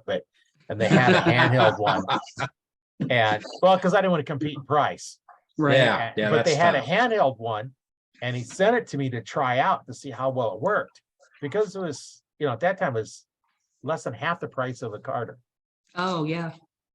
So you can get into a thumb held release for, instead of being $150 to $200, you can get into them for $60, $70. So I have it. Okay. I do carry it with me in my hunting bag, but Yeah. I don't shoot it as well because I can feel the trigger move. Mm. So once you feel the trigger move, then Yeah, you know, let's go. then you're thinking about it. Right. Same thing with fingers. If you feel it sliding off your fingers, now what are you thinking about? Yeah. The It's too late. the string sliding on your fingers. Yeah. And Yeah. that's what I tell people. It's like, your first lesson shooting a release, quit pulling the trigger. And somebody's like, well, how do you know I'm pulling the trigger? Like, I just do. I've done this many times. I do. Yeah. Quit pulling the trigger. That's not your first lesson for free. Yeah. And the same thing, when you probably don't teach how they used to do hold it. I remember way back when was that the way you release the bow was just open your fingers. Oh, yeah. And yeah, that worked back then, but can you consistently do this, or do you come out, and then you see people will do this and their hand ends up over here. And it's like, then when you look at the guys that are really doing well, their hand ends up back here on their shoulder. I can't get my thumb to my shoulder. My arm just won't go there. So I can't go back that far. That's about as far as it'll go. I can force it back, but I'm just not flexible that way. So, Right. I'm It's still that- going to use the same technique, but Yeah. It's that 1/4 inch of movement. I mean, you're pushing the bow towards the target, and you're got constant pull on that string, and you're not letting go of the string. You don't let go of the string anymore. You relax your fingers. It's like your fingers just disappear off the string, Yeah. right off Yeah. the end of your hand. Yeah. And it's that less than 1/4 inch of movement that your hand makes. And in reality, by the time your hand does move, the arrow's long gone out of the bow anyway. So Yeah. Yeah. as long as you're not moving outward or forward, then the arrow's already gone by the time you relax your fingers or you let go. The only thing that is a real killer I have found is shooting split fingers and then trying to use your fingers and beat the string. You're just not going to do it. It's just best if you just relax your hand. I mean, you've got all that tension, and then just relax your hand. That will give you a more consistent release than anything else I've found. I shoot pretty much a dead hand where, I'm pulling, and I just relax my fingers here. A lot of people, I don't teach that because a lot of people want to go forward when they shoot Right. instead of expanding. Any movement, I tell them, any movement backwards is good movement, as long as you're pulling through the string. You Right. have all that stored energy in your core from pushing forward and pulling back. All that energy is going to a point in your chest. And then when you release it, you need to explode outward and not away from you. You need to explode forward in one direction and backwards in the other. And that is probably your cleanest release you're going to have. And that's similar to what I teach for compound. I teach that the hand, you don't want to have a locked arm. Well, 2 reasons. One, the locked arm creates pressure in the shoulder, and your arm just kind of floats. Drop it down and push towards the target. And I say, that hand should point directly to the target. When you're done shooting, that index finger should be pointing at the X that you're shooting for. Yeah. If it's not pointing at that, you're doing it wrong. Yeah. And what I do is I always carried in my 3D ring a piece of string, loop material, and I had a loop around the thumb, and I had it my draw length. And now if I feel something wrong, I'm going to take and I'm going to shoot that string. I'm going to put the pressure on it and make that go off. And if the string hangs up on my hand, my form is off. Oh, I yeah. keep working my form until my hand goes straight to the target and the string jumps towards my target. Yeah. Once it does that, my form is back in, next shot, good shot. Yeah. And that's something you could probably do as well Yeah. with fingers. You just have to have a little bit Right. bigger loop because your finger's going in there and you Right. shoot. If that does not go towards your target, Right. then your form it's going sideways. Yeah. And you can't consistently go side. You consistently go forward and back. Right. I'll have to give it a Yeah. try. Yeah. Yeah, try that. I Yeah. think you'll be amazed at how much you can see in your form error by doing Right. that. Yeah. Yeah. Yeah. Huh. Yeah. Yeah. Yeah. I tell people to use a mirror when they're just learning to anchor. Get in front of a Right. mirror, stand in front of a mirror, draw that string back and get it in your face and see what feels comfortable. That Right. reassures it in your subconscious. If you're seeing it and feeling it at the same time, your subconscious is going to pick it up. It's going to make a quicker routine for shooting. Yeah. So, and your draw cycle. So, yeah. And then you can also use the string thing, because when you do that, the string should hit itself as you're going. You're looking at where your hand is. That string should hit your hand Yeah. if you're going straight to the target. Because if you're pointing up or down, and you're close, so it's not like it's going to have a lot of gravity going to drop it. Because it's Right. going to come off there with a little bit of a speed. Yeah. 'Cause I've had them go 5 feet, in front of me before it hits the ground. And Oh, nice. because you have put a lot of pressure in it, because you got to push forward. Now it is a little bit weird on the hand because you're putting it right on the thumb. Oh, So yeah. it does, because it's wanting to pull back on the thumb. So you have to kind of really make sure you get it down Yeah. into your hand where you're pushing. And when it goes off, that hand should go straight to the target, because you're kind Yeah. of up like this. When you go, your hand's going to go that way because it's naturally going to the target. Right. Yeah. Huh. And your bow is already gone forward anyway. Your arrow's Right. already gone. Yeah. At that point, you can't affect the arrow, Yeah. because it's gone. Yeah. But I actually use a old riser and a rubber tube, exercise tube. oh yeah, And there's not much stretch there, but that gets people to feel with a little tension and an actual riser in their hand. And you go through the hand placement of the riser and an anchor, and then they get a few dry fires in there without hurting anything. So yeah. You can probably take that and put a little pin on the front, put your string around it. So when you shoot, if your hand's going forward, it should go forward. If you're not, you're going to be pulling off the side. yeah. Right. So there's a lot of things that we can do to kind of help things out. Yeah. Yeah. Yeah. A lot of tools out there, and I'm interested in all of it. So Yeah. because Yeah, there everybody's is. different. Everybody learns different. Yeah. Some pick it up faster than others. So Yeah. and pick it up differently. Yeah. And that's the thing that we learn over the years of doing it, is each person's a little different. But that's the fun part, it's figuring, okay, what's going on? Yeah. Let's figure out what's going on and get it solved. And then when you figure it out, it's just so much fun. I know when I've told this story, somebody listened on my podcast, I've told the story before, but I got this call late in the evening, fairly late in the evening. A guy wanted me to set up his bow to shoot 2 arrows at one time. Now, he called the other 2 shops in town and they says no.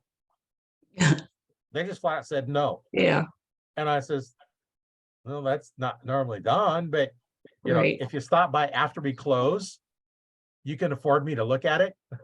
Yeah. If we're open, it's going to cost you a fortune me to just see if we can do it. So I said, come in afterwards. We're going to play. So Yeah. it was fortunate. It was one of the non-center shot risers. It was back, 20 years ago when, bows had stick-on rests and stuff like Oh, that. yeah. And so I was able to put on 2 rests on there, and he wanted to use a release. And what it was, he was a motivational speaker and he wanted to get the kids' attention. Huh. Shoot 2 arrows, pop 2 balloons or something. Right. So we started setting it up and we changed where the fletching was aligned and, whether we're putting the loop in between the knocks, above the bottom one, above the top one, over the top and bottom of them. Because you had to put 2 knock points on, Yeah. for the middle one, the bottom Yeah. one, because the string could be the top one. So finally, we got it all done. We got it all set up. And we found that the only way we get consistent arrow flight is put the knot above the top one and below the bottom one. Only one knock point, just because the second one had to have one or it'd slide up. Right. And we was able to shoot every shot. The difference between the spacing was no more than 1/8 of an inch between shot to shot. So we measure Wow. the spacing, the next group, shoot, measure them. So we got it down to that's where they were going to go. They go that space. Now we had to depend on, I got a shot is where they're going to go, but the Right. difference between where the arrow impacts was consistently about 1/8 of an inch variation between all the shots. Wow. Yeah. One of the things Good. that teaches you is you have to have the force going straight from the knock to the tip. Yeah. Yeah. Yeah. And those that put the loop below it, you're causing a bad angle. And I Yeah. always tell people, take a pencil or something that's straight and push straight from the back of it to the front of it, and that's going to go straight. Right. Go at an angle, it wants to turn. That's the same thing your arrow's going to do. Yeah. Yeah. Yeah. And that's where, where's you putting your knock point? Yeah. That can make a difference, Yeah. on how your flight is. Oh, yeah. Are you up above the burger button? Is it below it, or is it right centered with it, or is it part way in and up? And you can change all those and change the way Yeah. you shoot. Yeah, we had to do that a bunch when I first started gapping, trying to dabble in it a couple years ago. Yeah. Yeah. Yeah. A couple years ago, we had about 1/8 inch and a quarter knock height from Yeah. level. We had about 1.25 inches knock height, so she could get the tip of the arrow almost to the center of the target Yeah. without it, and the arrow's shooting downward instead of shooting straight out and arching up and dropping down.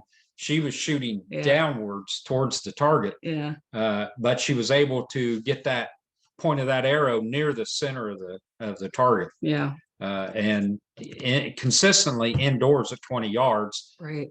that wasn't as near as important knock height wise as, it would be like out on a 3D range where you don't know how far you're going to be standing, Right. 25 or Right. 20 or 10 or, how far. But we had it. The arrow flight was the ugliest I've ever seen. It was rough. But it hit, if she shot the same way every time, it Right. hit the same place. Yeah. Yeah. And that's what we were going for. We wasn't Right. going for a well-tuned bow. We were going for a consistent impact at the Right. target. Yeah. Yeah. Right. So Yeah. it worked out pretty good. Yeah. Yeah. That's the important part is, where's that impact?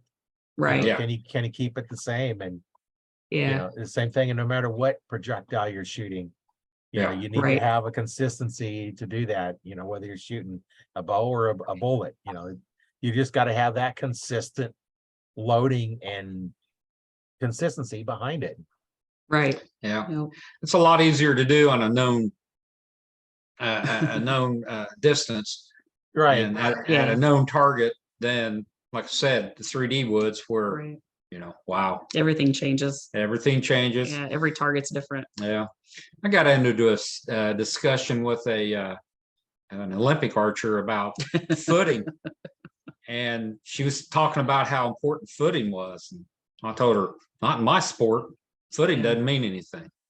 Yeah, you shoot from the waist up because Yeah. you never know what you're standing on, Yeah. Right. Her student has been shooting since the 60s, Yeah. Olympic style. He was just shot Sal Cal. So count. Yeah. Yeah, and he I took him out for his first 3D trip through the woods. That was really interesting. Taking an Olympic style archer and he's one of the top 5 senior archers in the United States. Yeah. Oh, And yeah. Tom Harden. Yeah. And I took him out for his first 3D adventure in the woods, and he brought it up himself. He says, "I see now what you mean by the footing. The footing doesn't mean anything." Yeah. He says, "You're shooting from your Right. hips up," and the man done spectacular. Yeah, he did really well. Shot instinctively. Yeah, He's with a wooden shooting off the shelf. Longbow. Yeah, yeah, it was a Yeah, longbow. he shot a longbow Yeah, off the shelf and done spectacular. I was Yeah. amazed. Yeah, he said when he got back, he was going to shoot traditional archery with us. So Yeah. he's looking forward to shooting our traditional state championship coming up the first next month. yeah, You know, he said he was this was his last Olympic style tournament, and when he got back to Indiana, he was going to start shooting traditional archery. So yeah, I find that interesting, and he had a blast. yeah. He had an absolute blast, and I was really impressed. I think only missed about 2-3 targets. Maybe, yeah, on Yeah. a 30 target course. Yeah, Yeah, on a 30 Yeah. target course. He shot really well. Yeah. Yeah. Yeah. But yeah, and it helped because he had the form down. He knew how to shoot a bow. It Right. was just picking up a different bow and the terrain and shooting a different target each time. I mean, he was used to shooting, Olympic style shooting. You stand in one place and you shoot the long distance, and that's the same target every time. Yeah. So but he accommodated really well and adjusted very, very well. Yeah, I was impressed with him. Well, Yeah. we talked about that a little bit earlier on your form. You bend at the waist. It Mhm. doesn't matter what your feet are doing. This is your form. And if you have to shoot back or forward or Yeah. up or down, it's all, this is Yeah. locked. Right, The right. relationship here is locked no matter what you do. If Yeah. you have to Yep. move forward or back, you just bend at the waist and, down, up and Right. that's the thing. Once you get that idea in there, then, because I've done that. It's like drop my arm down. It's like, I can't see through my peeps no more. I'm like, well, but lined up. Right. Yeah, Yep. yeah, we've got a pretty good uphill shot on target. Our last target of the Yeah. on our 3D range at Katawi, and first one up, man, she was about this far under the target, and I said, "Throw your hips forward," and she zinged it the next one. Yeah. She hammered it on the second shot at the target. So Yeah. yeah, that's she can't remember the hips, Yeah, up and yeah. down hips. Well, that's what Oh, most of okay. Katawi is pretty flat. It's just there's those 2 targets in the back that are up a hill. There might be a couple at the front that are a little slight downhill, not bad though. But yeah, every time I forget. Every time. Well, one thing you might need to practice is standing there Yep. and stand with your feet, not lined up your target, and bend your hips so that your core is lined up. Yeah. And, Yep. and then to help her up and downhill, put a little step there. So you have to Yeah. step up on a step, and then get your distance and Right. You know. I think you had me stand on a picnic table one time trying to shoot down. Yeah. Yeah. Years ago, part of my routine was shooting a bag target on the ground, and then I put it on a 10-foot ladder Oh, yeah. and shot up at it Mm. until I got the hang of it. Mm. So, Yeah. I knew there was a lot of difference, because the more you vary from your form straight across like a T, the shorter that draw gets. So with a recurve, the less poundage you have, and you start Right. shooting under and over the targets. So yeah, because it's important to draw back the same exact distance. Yeah. What is it, roughly 3 pounds per inch that you pull back. So if you put 3 pounds more in it, it's going to go further. 3 pounds less, it makes a lot of difference. And I see people overbow themselves because they draw back and yeah. they can't. They're getting their thumb to their mouth. They can't get their fingers there. It's like, Yeah. but it's too much bow for them. Like, Yeah. drop down, get that form.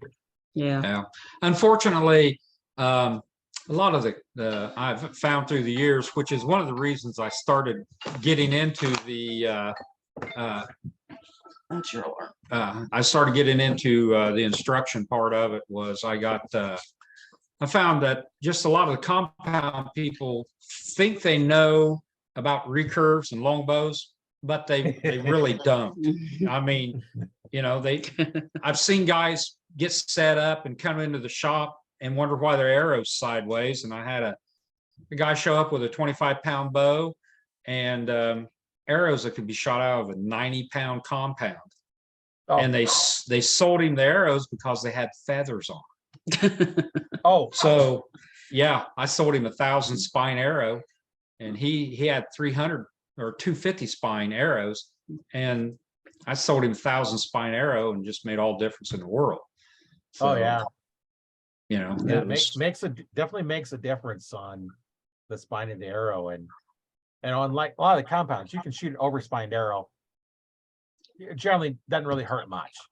Underspine, yeah, you get turbo air flight and they can break easier. yeah, You know, the one compound I had when I was shooting aluminums, I was shooting 25-12s, which is way overspined for what I was shooting.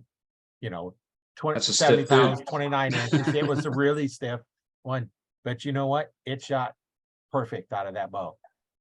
And Yeah. you know, Yeah. it's one of the old owns, if you remember back in the you know, in the 70s and 80s, the compound bow, the rests, besides a little bit of an overdraw, you had to take the two pins, you had to take the outside pin off to loosen enough to adjust the inside pin. And then you got Yeah. to put the other one back in. And it's not right. So then you got to take it out, put it back in, take it out, put it back in. And I finally got it set up. So when I sold it to the guys, when I finally sold it, I told them, it's like, okay, unless you change the rest, do not shoot any arrow but this one. You always have to shoot this arrow because that rest is set up for that. You don't want to set up for any other one. You know, if you buy Yeah. different arrows, I'm not setting that rest up because Right. it's way too much work. Yeah. Was that the old TM Hunter? Yeah, yeah. Oh yeah, yeah. Yeah, not a very good finger shooting rest. Very unforgiving. No, it wasn't very good for fingers either. No, It just didn't have that side pressure to help stabilize it. It just, no. you prongs it up and you put your feather shoots through the prongs, and you know, great rest for what I was using it for. Yeah. Now there's so much better rest out there that Oh, yeah. Oh yeah, yeah, yeah, Mm. yeah. It's changed so much, but it's all the same. It's Right. it's stayed the same. Well, I'm just and- glad. and like, you know, archery, you know, one of my podcasts is the history of archery, and I'm Oh, doing wow. research on it. I found that archery, they found evidence of it being 64,000 years old. Oh wow. Now, what sport or weapon can you say has been used for 64,000 years Yeah, besides a bow and arrow? yeah. Yeah. That's pretty cool. Besides And- rocks. Yeah, rocks, but yeah, that's not really a weapon, but it can Yeah. be used as a weapon. Right. Yeah, and you know, my definition of a string, I posted this one time, this is prove me wrong. Archery is a stick with a string flinging another stick. Yeah. Prove me wrong. Right. And nobody right. could, because Yeah. you've Yeah. got your long bows, you got your recurves, you got your all the different Asian bows. They're a stick with a string flinging another stick. You have your compounds, which is basically a stick with a string flinging another stick. What's a Yeah. crossbow? A stick with a string flinging another stick. Yeah. You know, Right. that's just archery. Yeah. Yeah. From there, yeah, things change, but it's all the same basic concept. Right. we- Right. Store energy and aim, and Yeah. let Yeah. bow do the rest. Yeah. You know, that's what I tell you is our job as an archer is to store energy and aim. Yeah. That's all we got to do. Because we're going to let the subconscious fire it because we don't care. Right. We're gonna aim it where we need it to go, and it'll eventually go off, Right. or it should Yeah. eventually go off. Yeah. It'll hit somewhere. Yeah, and I tell people, if you use the release correctly, so that you're using that back tension release, you don't know when it's going off, you're never going to have target panic because you Yeah. never know when it's going to go off. Yeah. And you know, I'll tell people that target panic is caused by looking at your pin and trying to time it. Because Yeah. what'll happen is, you know, I learned this way back when I was learning back tension release. You see the pin going across the target, your mind says, pull the trigger. You start pulling the trigger. What happens? The pin moves off and you say, don't shoot. Yeah. And then Yeah. it comes back, and then next thing you do, you're doing it again. Okay, try it. Nope. or you're punching it. And one of the things Yeah. I did with a lot of my new students, they get the bow and I'm teaching them how to do it. I says, okay, once we get all bows set up for them, I says, okay, draw back, finger off the trigger, completely off the trigger. That's all you're gonna do is aim. I'm gonna pull the trigger at some point, Yeah. and they're aiming, and I pull that trigger, and 9 times out of 10 they hit right where they're supposed to go. Yeah. I was like, okay, now that's a surprise release. That's how all of them should feel. If you don't feel that, then you're doing it wrong. Right. A little bit harder with a recurve or longbow because you can't fire it for them. But Yeah, that's a whole nother critter. Right. Yeah. I Yeah. have found with target panic, once you get them to shut their eyes and just shoot into a bale, the right, target panic goes away. right, And you try to ingrain in them to make that release, subconscious. If you're using the tip of the arrow for a sight, then stare at that target, get that tip of the arrow in your secondary vision, and then just relax. And sometimes you can pull somebody out of target panic with that. And I've seen times where you just start from scratch and start with instinctive archery. Yeah. And that'll get target panic out of somebody. But it's the Joel Turner, I think, has got the best program out there right now. Is completing tasks, completing jobs. Do not move to your next step of your shot until this step is done. Right. I've watched a lot of his stuff, and I've redone the way I teach people to shoot a lot from that. Yeah. Because, like I said earlier, I'm from the old Fred Bear, shoot like Fred Bear. right. And Fred Bear's on video saying, "Don't shoot like me."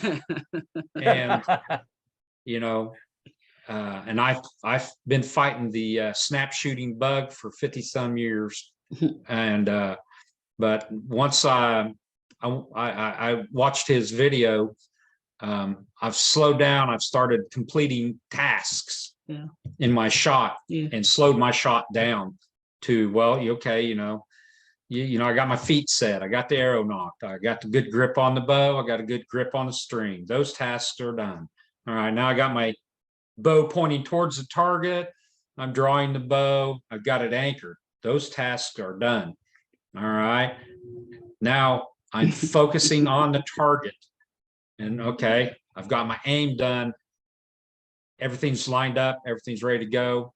Now it's time to release. And I've found that series a little more defined than that, but that series of task completion slows that shot down and gives your aim time a lot more. And I'm a big believer in stop before you release that string. Stop moving, and then do the release and follow through. That's I think completing a list of tasks one at a time in 5 seconds, is the big key. Yeah, I have a similar process with shooting the compound. I have a sling, like I said, the lower limb in, and I don't know how I ever hunted without having one of those. I have for many years.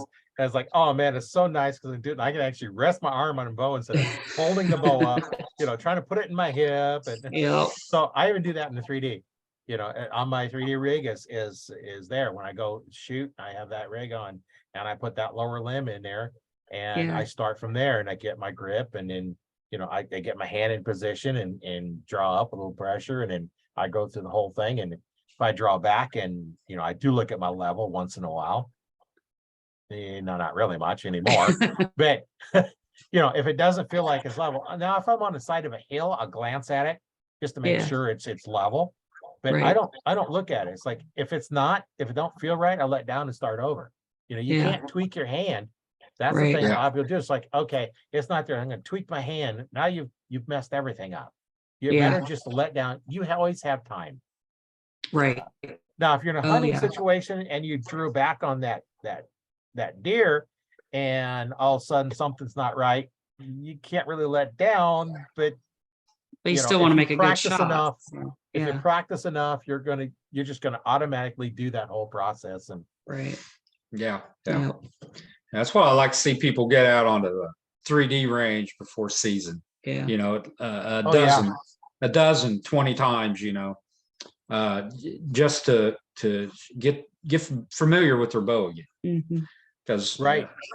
I hate seeing the guy take the bow out of the bow case and go to Walmart and buy a hunting license, and we're going hunting in the morning. You know, he Right. looks and makes sure his cables and strings are still on there, and then he takes off. So Yeah. yeah. Or worse yet, the guy comes in, it's like, you know, a week for hunting season. He says, "Is it normal for my strings to break in my bow case over the summer?" And I says, "Well, no, not normally. I've had one of mine because it was way past due of being replaced. Oh, yeah. Finally just broke. But Right. I come in, open the case up, and here's broadheads in the lid of the bow case just exposed. They're like, yeah, it's not normal for them to break, but it is normal when they get cut." Right. Yeah. Pow. Oh, Yeah. Seen a lot Yeah. of different things, you know, being around archery shop and you owning them. Some of it's Yeah. just plain funny. Yeah. Some of it's just I funny. remember one time at the archery club I belonged to, we had a broadhead sight-in day. So we brought in a couple of broadhead targets because you're not shooting broadheads into a cardboard backstop. It Right. just ain't gonna happen. And it wasn't out very far. I think it was only about 10 yards from the just shoot at. And I was amazed at how many people could not hit the target. Wow. Yeah. Not alone just hitting in the kill zone, but this Right. is couldn't even hit the normal was it about 1.5 2 foot square block. Yeah. Couldn't even hit it.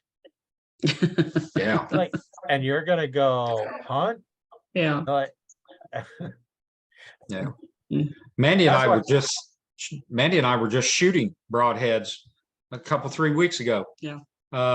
You know, we was changing broadheads and went to a Vantage Point Archery broadhead made here in Indiana, and we took them out and lined them up on the feathers and done a little rotating, a little tuning, and started shooting them. And you know, there's no Yeah. reason not to hit what we're shooting at now. So we'll Right. revisit that come September, Right.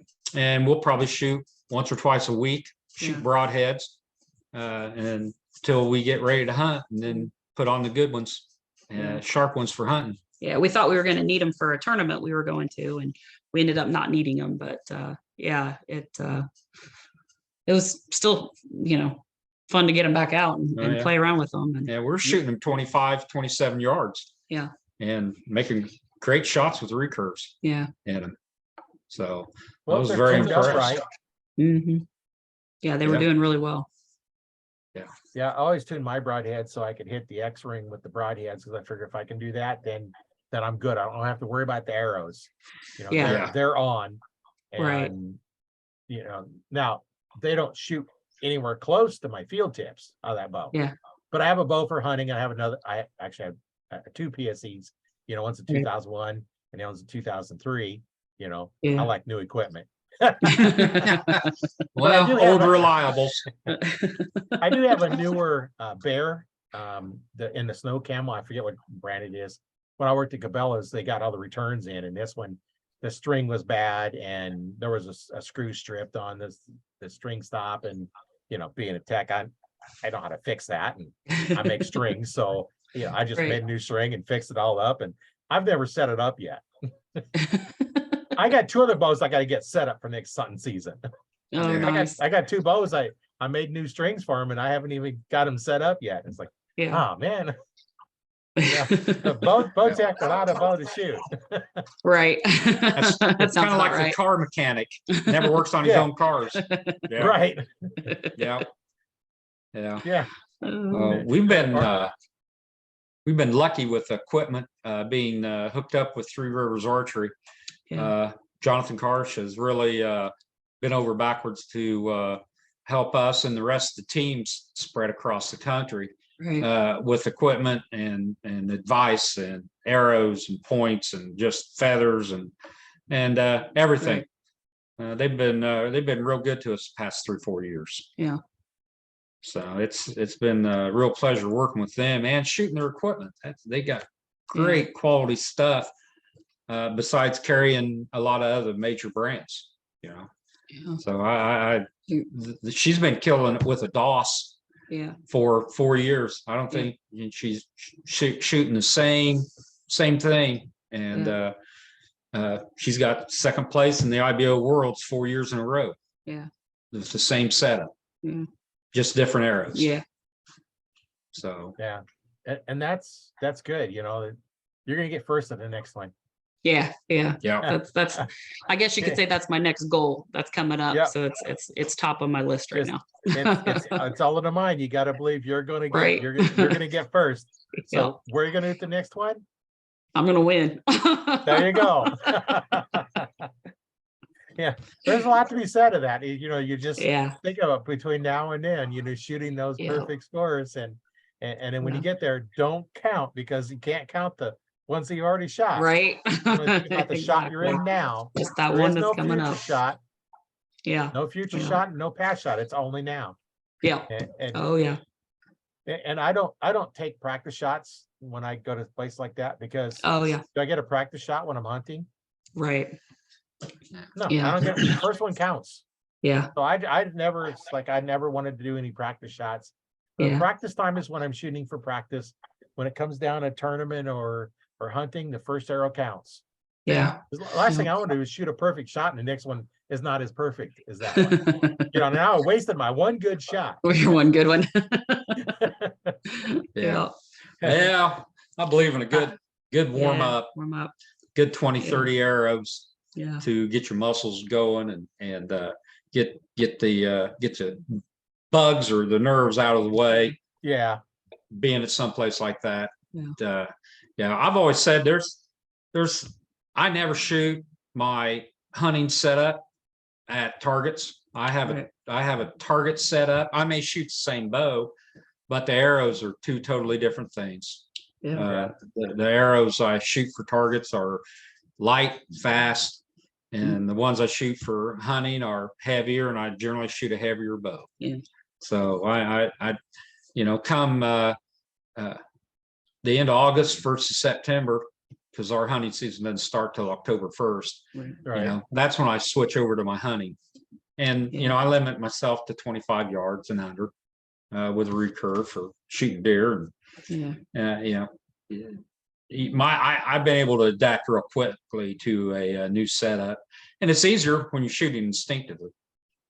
You know? Right. So a lot of other shooting points may have a little more trouble, but I never did. Yeah. So I just throw on a set of heavier limbs, and I just start shooting. You know, a lot of things that help you, I think, is stump shooting out in the woods. It's hard to do with a compound. Yeah. Yeah, your limited shot is the amount of arrows you have, but with a recurve, shooting stumps through the summer is just it's a hoot to begin with, and then it gets you out in the woods shooting through the trees at you know, different dead trees and stumps and lumps of grass, and that really sharpens you up too. Yeah. Yeah, and there's an outdoor range that one of the clubs takes care of up here at a public one of the public parks that you go shoot at, and there's an equestrian trail. You can go that trail and there's targets off of there, so you can shoot, you know, 60, 70, 80 yard shots if you want. Oh, nice. And I said you walk down and each one's gonna be a little bit different shot, and they have a backstop up there. When they don't have the 3Ds, there's a backstop, so you could go down there and, you know, shoot at an arrow and then shoot at your arrow. Yeah. You know, take 2 shots, shoot at the arrow, doesn't matter where it goes, and shoot at your arrow. Then go to the next one, 2 shots at that one. You know, or go up there and put a 1-inch sticker on it, then walk back and shoot it. You know, the next one, put a 1-inch sticker on it and go shoot it. Yeah. You know, You figure aim Yeah. small, miss small, right? Yep. Yeah, Yeah. that's the way it goes. Yeah. Yep. So,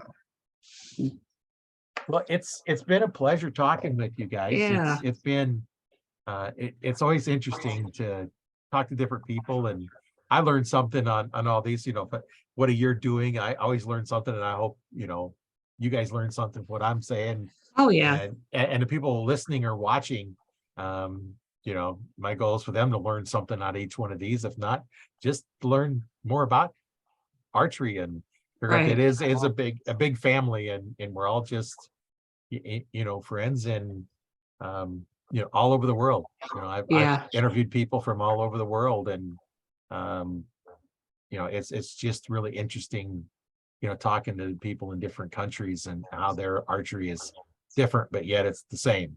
Right. yeah. Yeah. Yeah. And their experiences. Yeah. Yeah, So it's always a lot of fun. So those that have been still listening to us, I like to thank you for listening to all this. I think it's been interesting, and one of the things you want to remember you do is go out to the Arch Talk 101 Facebook group and join that group if you haven't. If you have any questions, upload the questions. If you have your form, take a video of it and upload it, or even download that coach's view and yeah. take a video of that or something, upload it, because there's people in here that have experience coaching. I've been a coach since 95, and we have archers in there that have been coaching for, just a few years, as well as we got archers in there that have been shooting for 60 and 70 years. And, there's all kinds of experience and bow techs. So just go out there and join it and ask your questions. You're not going to see any links to any products, because I don't allow you sell anything in there. You'll see links to events, so like, if you have an event coming up, you're more than welcome to post a link to the event, just because it's helping the archers out. And it's just a group of like-minded individuals all over the country. You're going to find people in countries that you don't know where it's at until Google Maps tells you. Yeah. I've had some of those that's like, where is this at? I don't even know how to pronounce the name. Right. Oh, it's over in Italy. It's over in Serbia. It's in, just some little bitty town in some little suburb in some other country. Yeah. And it's just so much fun. And I get a kick out of doing these, and sometimes we get talking for longer than we really should, but Yeah. it's all having fun. Yeah. Yeah. Yeah. Well, everybody get out and support your local clubs. Yeah. These 3D targets cost $4, $5, $6, $7,000, $1,500. They can't pull that out of midair. They need participation from the surrounding communities. So I encourage Right. everybody to get out Yeah. and go out and shoot a 3D tournament. Yeah, and Or that just 10 go or out and have 15 fun. Yeah, that $10 or $15 you pay to go shoot, it goes to, any awards that they're doing, and also supports the club, and so they can Right. replace those targets, because they do get shot up. Yep. You have a Oh, lot yeah. of people shooting them, and they do get shot up, and some have replaceable centers. You can replace the center. Others, you Yeah. just gotta get a new target, Yeah. and they're not cheap. Yeah. Even with the repair, we repair a lot of them, and even the repair takes a lot of time. Yeah. It takes money to get the chemicals. It's a process. It's a process, and it's not Yeah. free. Yeah. So No, Mm. and it's a lot of fun. Go with your buddy, and whoever gets the highest score gets to give the crap on the way home, and he'll have to receive it. So who buys the dinner on the way home? Right. Next week, it's the other way around. You Yep. guys might be, she's always winning, so you're always buying, but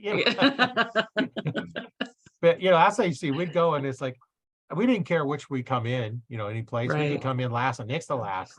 I guess when Yeah. I beat him, that's what my goal was, and his goal was to beat me. It just fun. Get out there and Right. do it, and it's a lot of fun Yeah. getting out there and talking with the archers and seeing what they're doing. And if you're struggling with something, there's a lot of us out here that would be glad to help you. Oh, Yeah. absolutely. oh yeah. That's, I- that's, that's what I like about the traditional archery community. Everybody's willing to help. There's no secrets. There's, if somebody's found something that works, they're more than glad to share with you. You just got to pick and choose and try and see what works. Yeah. Yeah, and I've even heard of guys telling us like they were in a tournament against a shooter and they were helping them get better. Yeah. And it's Oh, yeah. all about, hey, I might lose because I helped you, but it's all just helping. It Yeah. improves everybody better. And Yeah. the better you shoot when I'm shooting with you, the better I'm going to shoot. Right. It's just, so if I make you better, it makes me better. And, Yeah. bring each other up. That's the way to Yeah. do it. Of course, Yep. you're gonna run into those that want to tear you down, but Yeah, they it don't happens. last long because nobody Right. hangs around with them. Yeah. Yeah, you can see the loner, the guy nobody wants to talk to. And Right. he's the guy that wants to just make you feel like you're bad or something. And Yeah. Debbie Downer. yeah, they don't have many friends because nobody wants to be around them. Right. Yeah. Yeah. Yeah. So. Yeah. Well, thank you so much for having us on here. Yeah, it's been a lot of fun, and we'll have to do this again sometime. And Yeah. when you have those events, go ahead and post them in the group. Those Yeah. events coming up, Okay. let everybody know, because there's going to be people, like I said, it's all over the country and all over the world. There may be Right. somebody there next to you. Go ahead and let the people know what's going on. And I'll have links in the description to get to the group and Yeah. and everything else. So just look in the description for that. So Cool. Yeah. Yeah. Thank you. yeah. My name is Roy Canterbury, and I've been your host on Arch Talk 101. And we'll see everybody at the next one.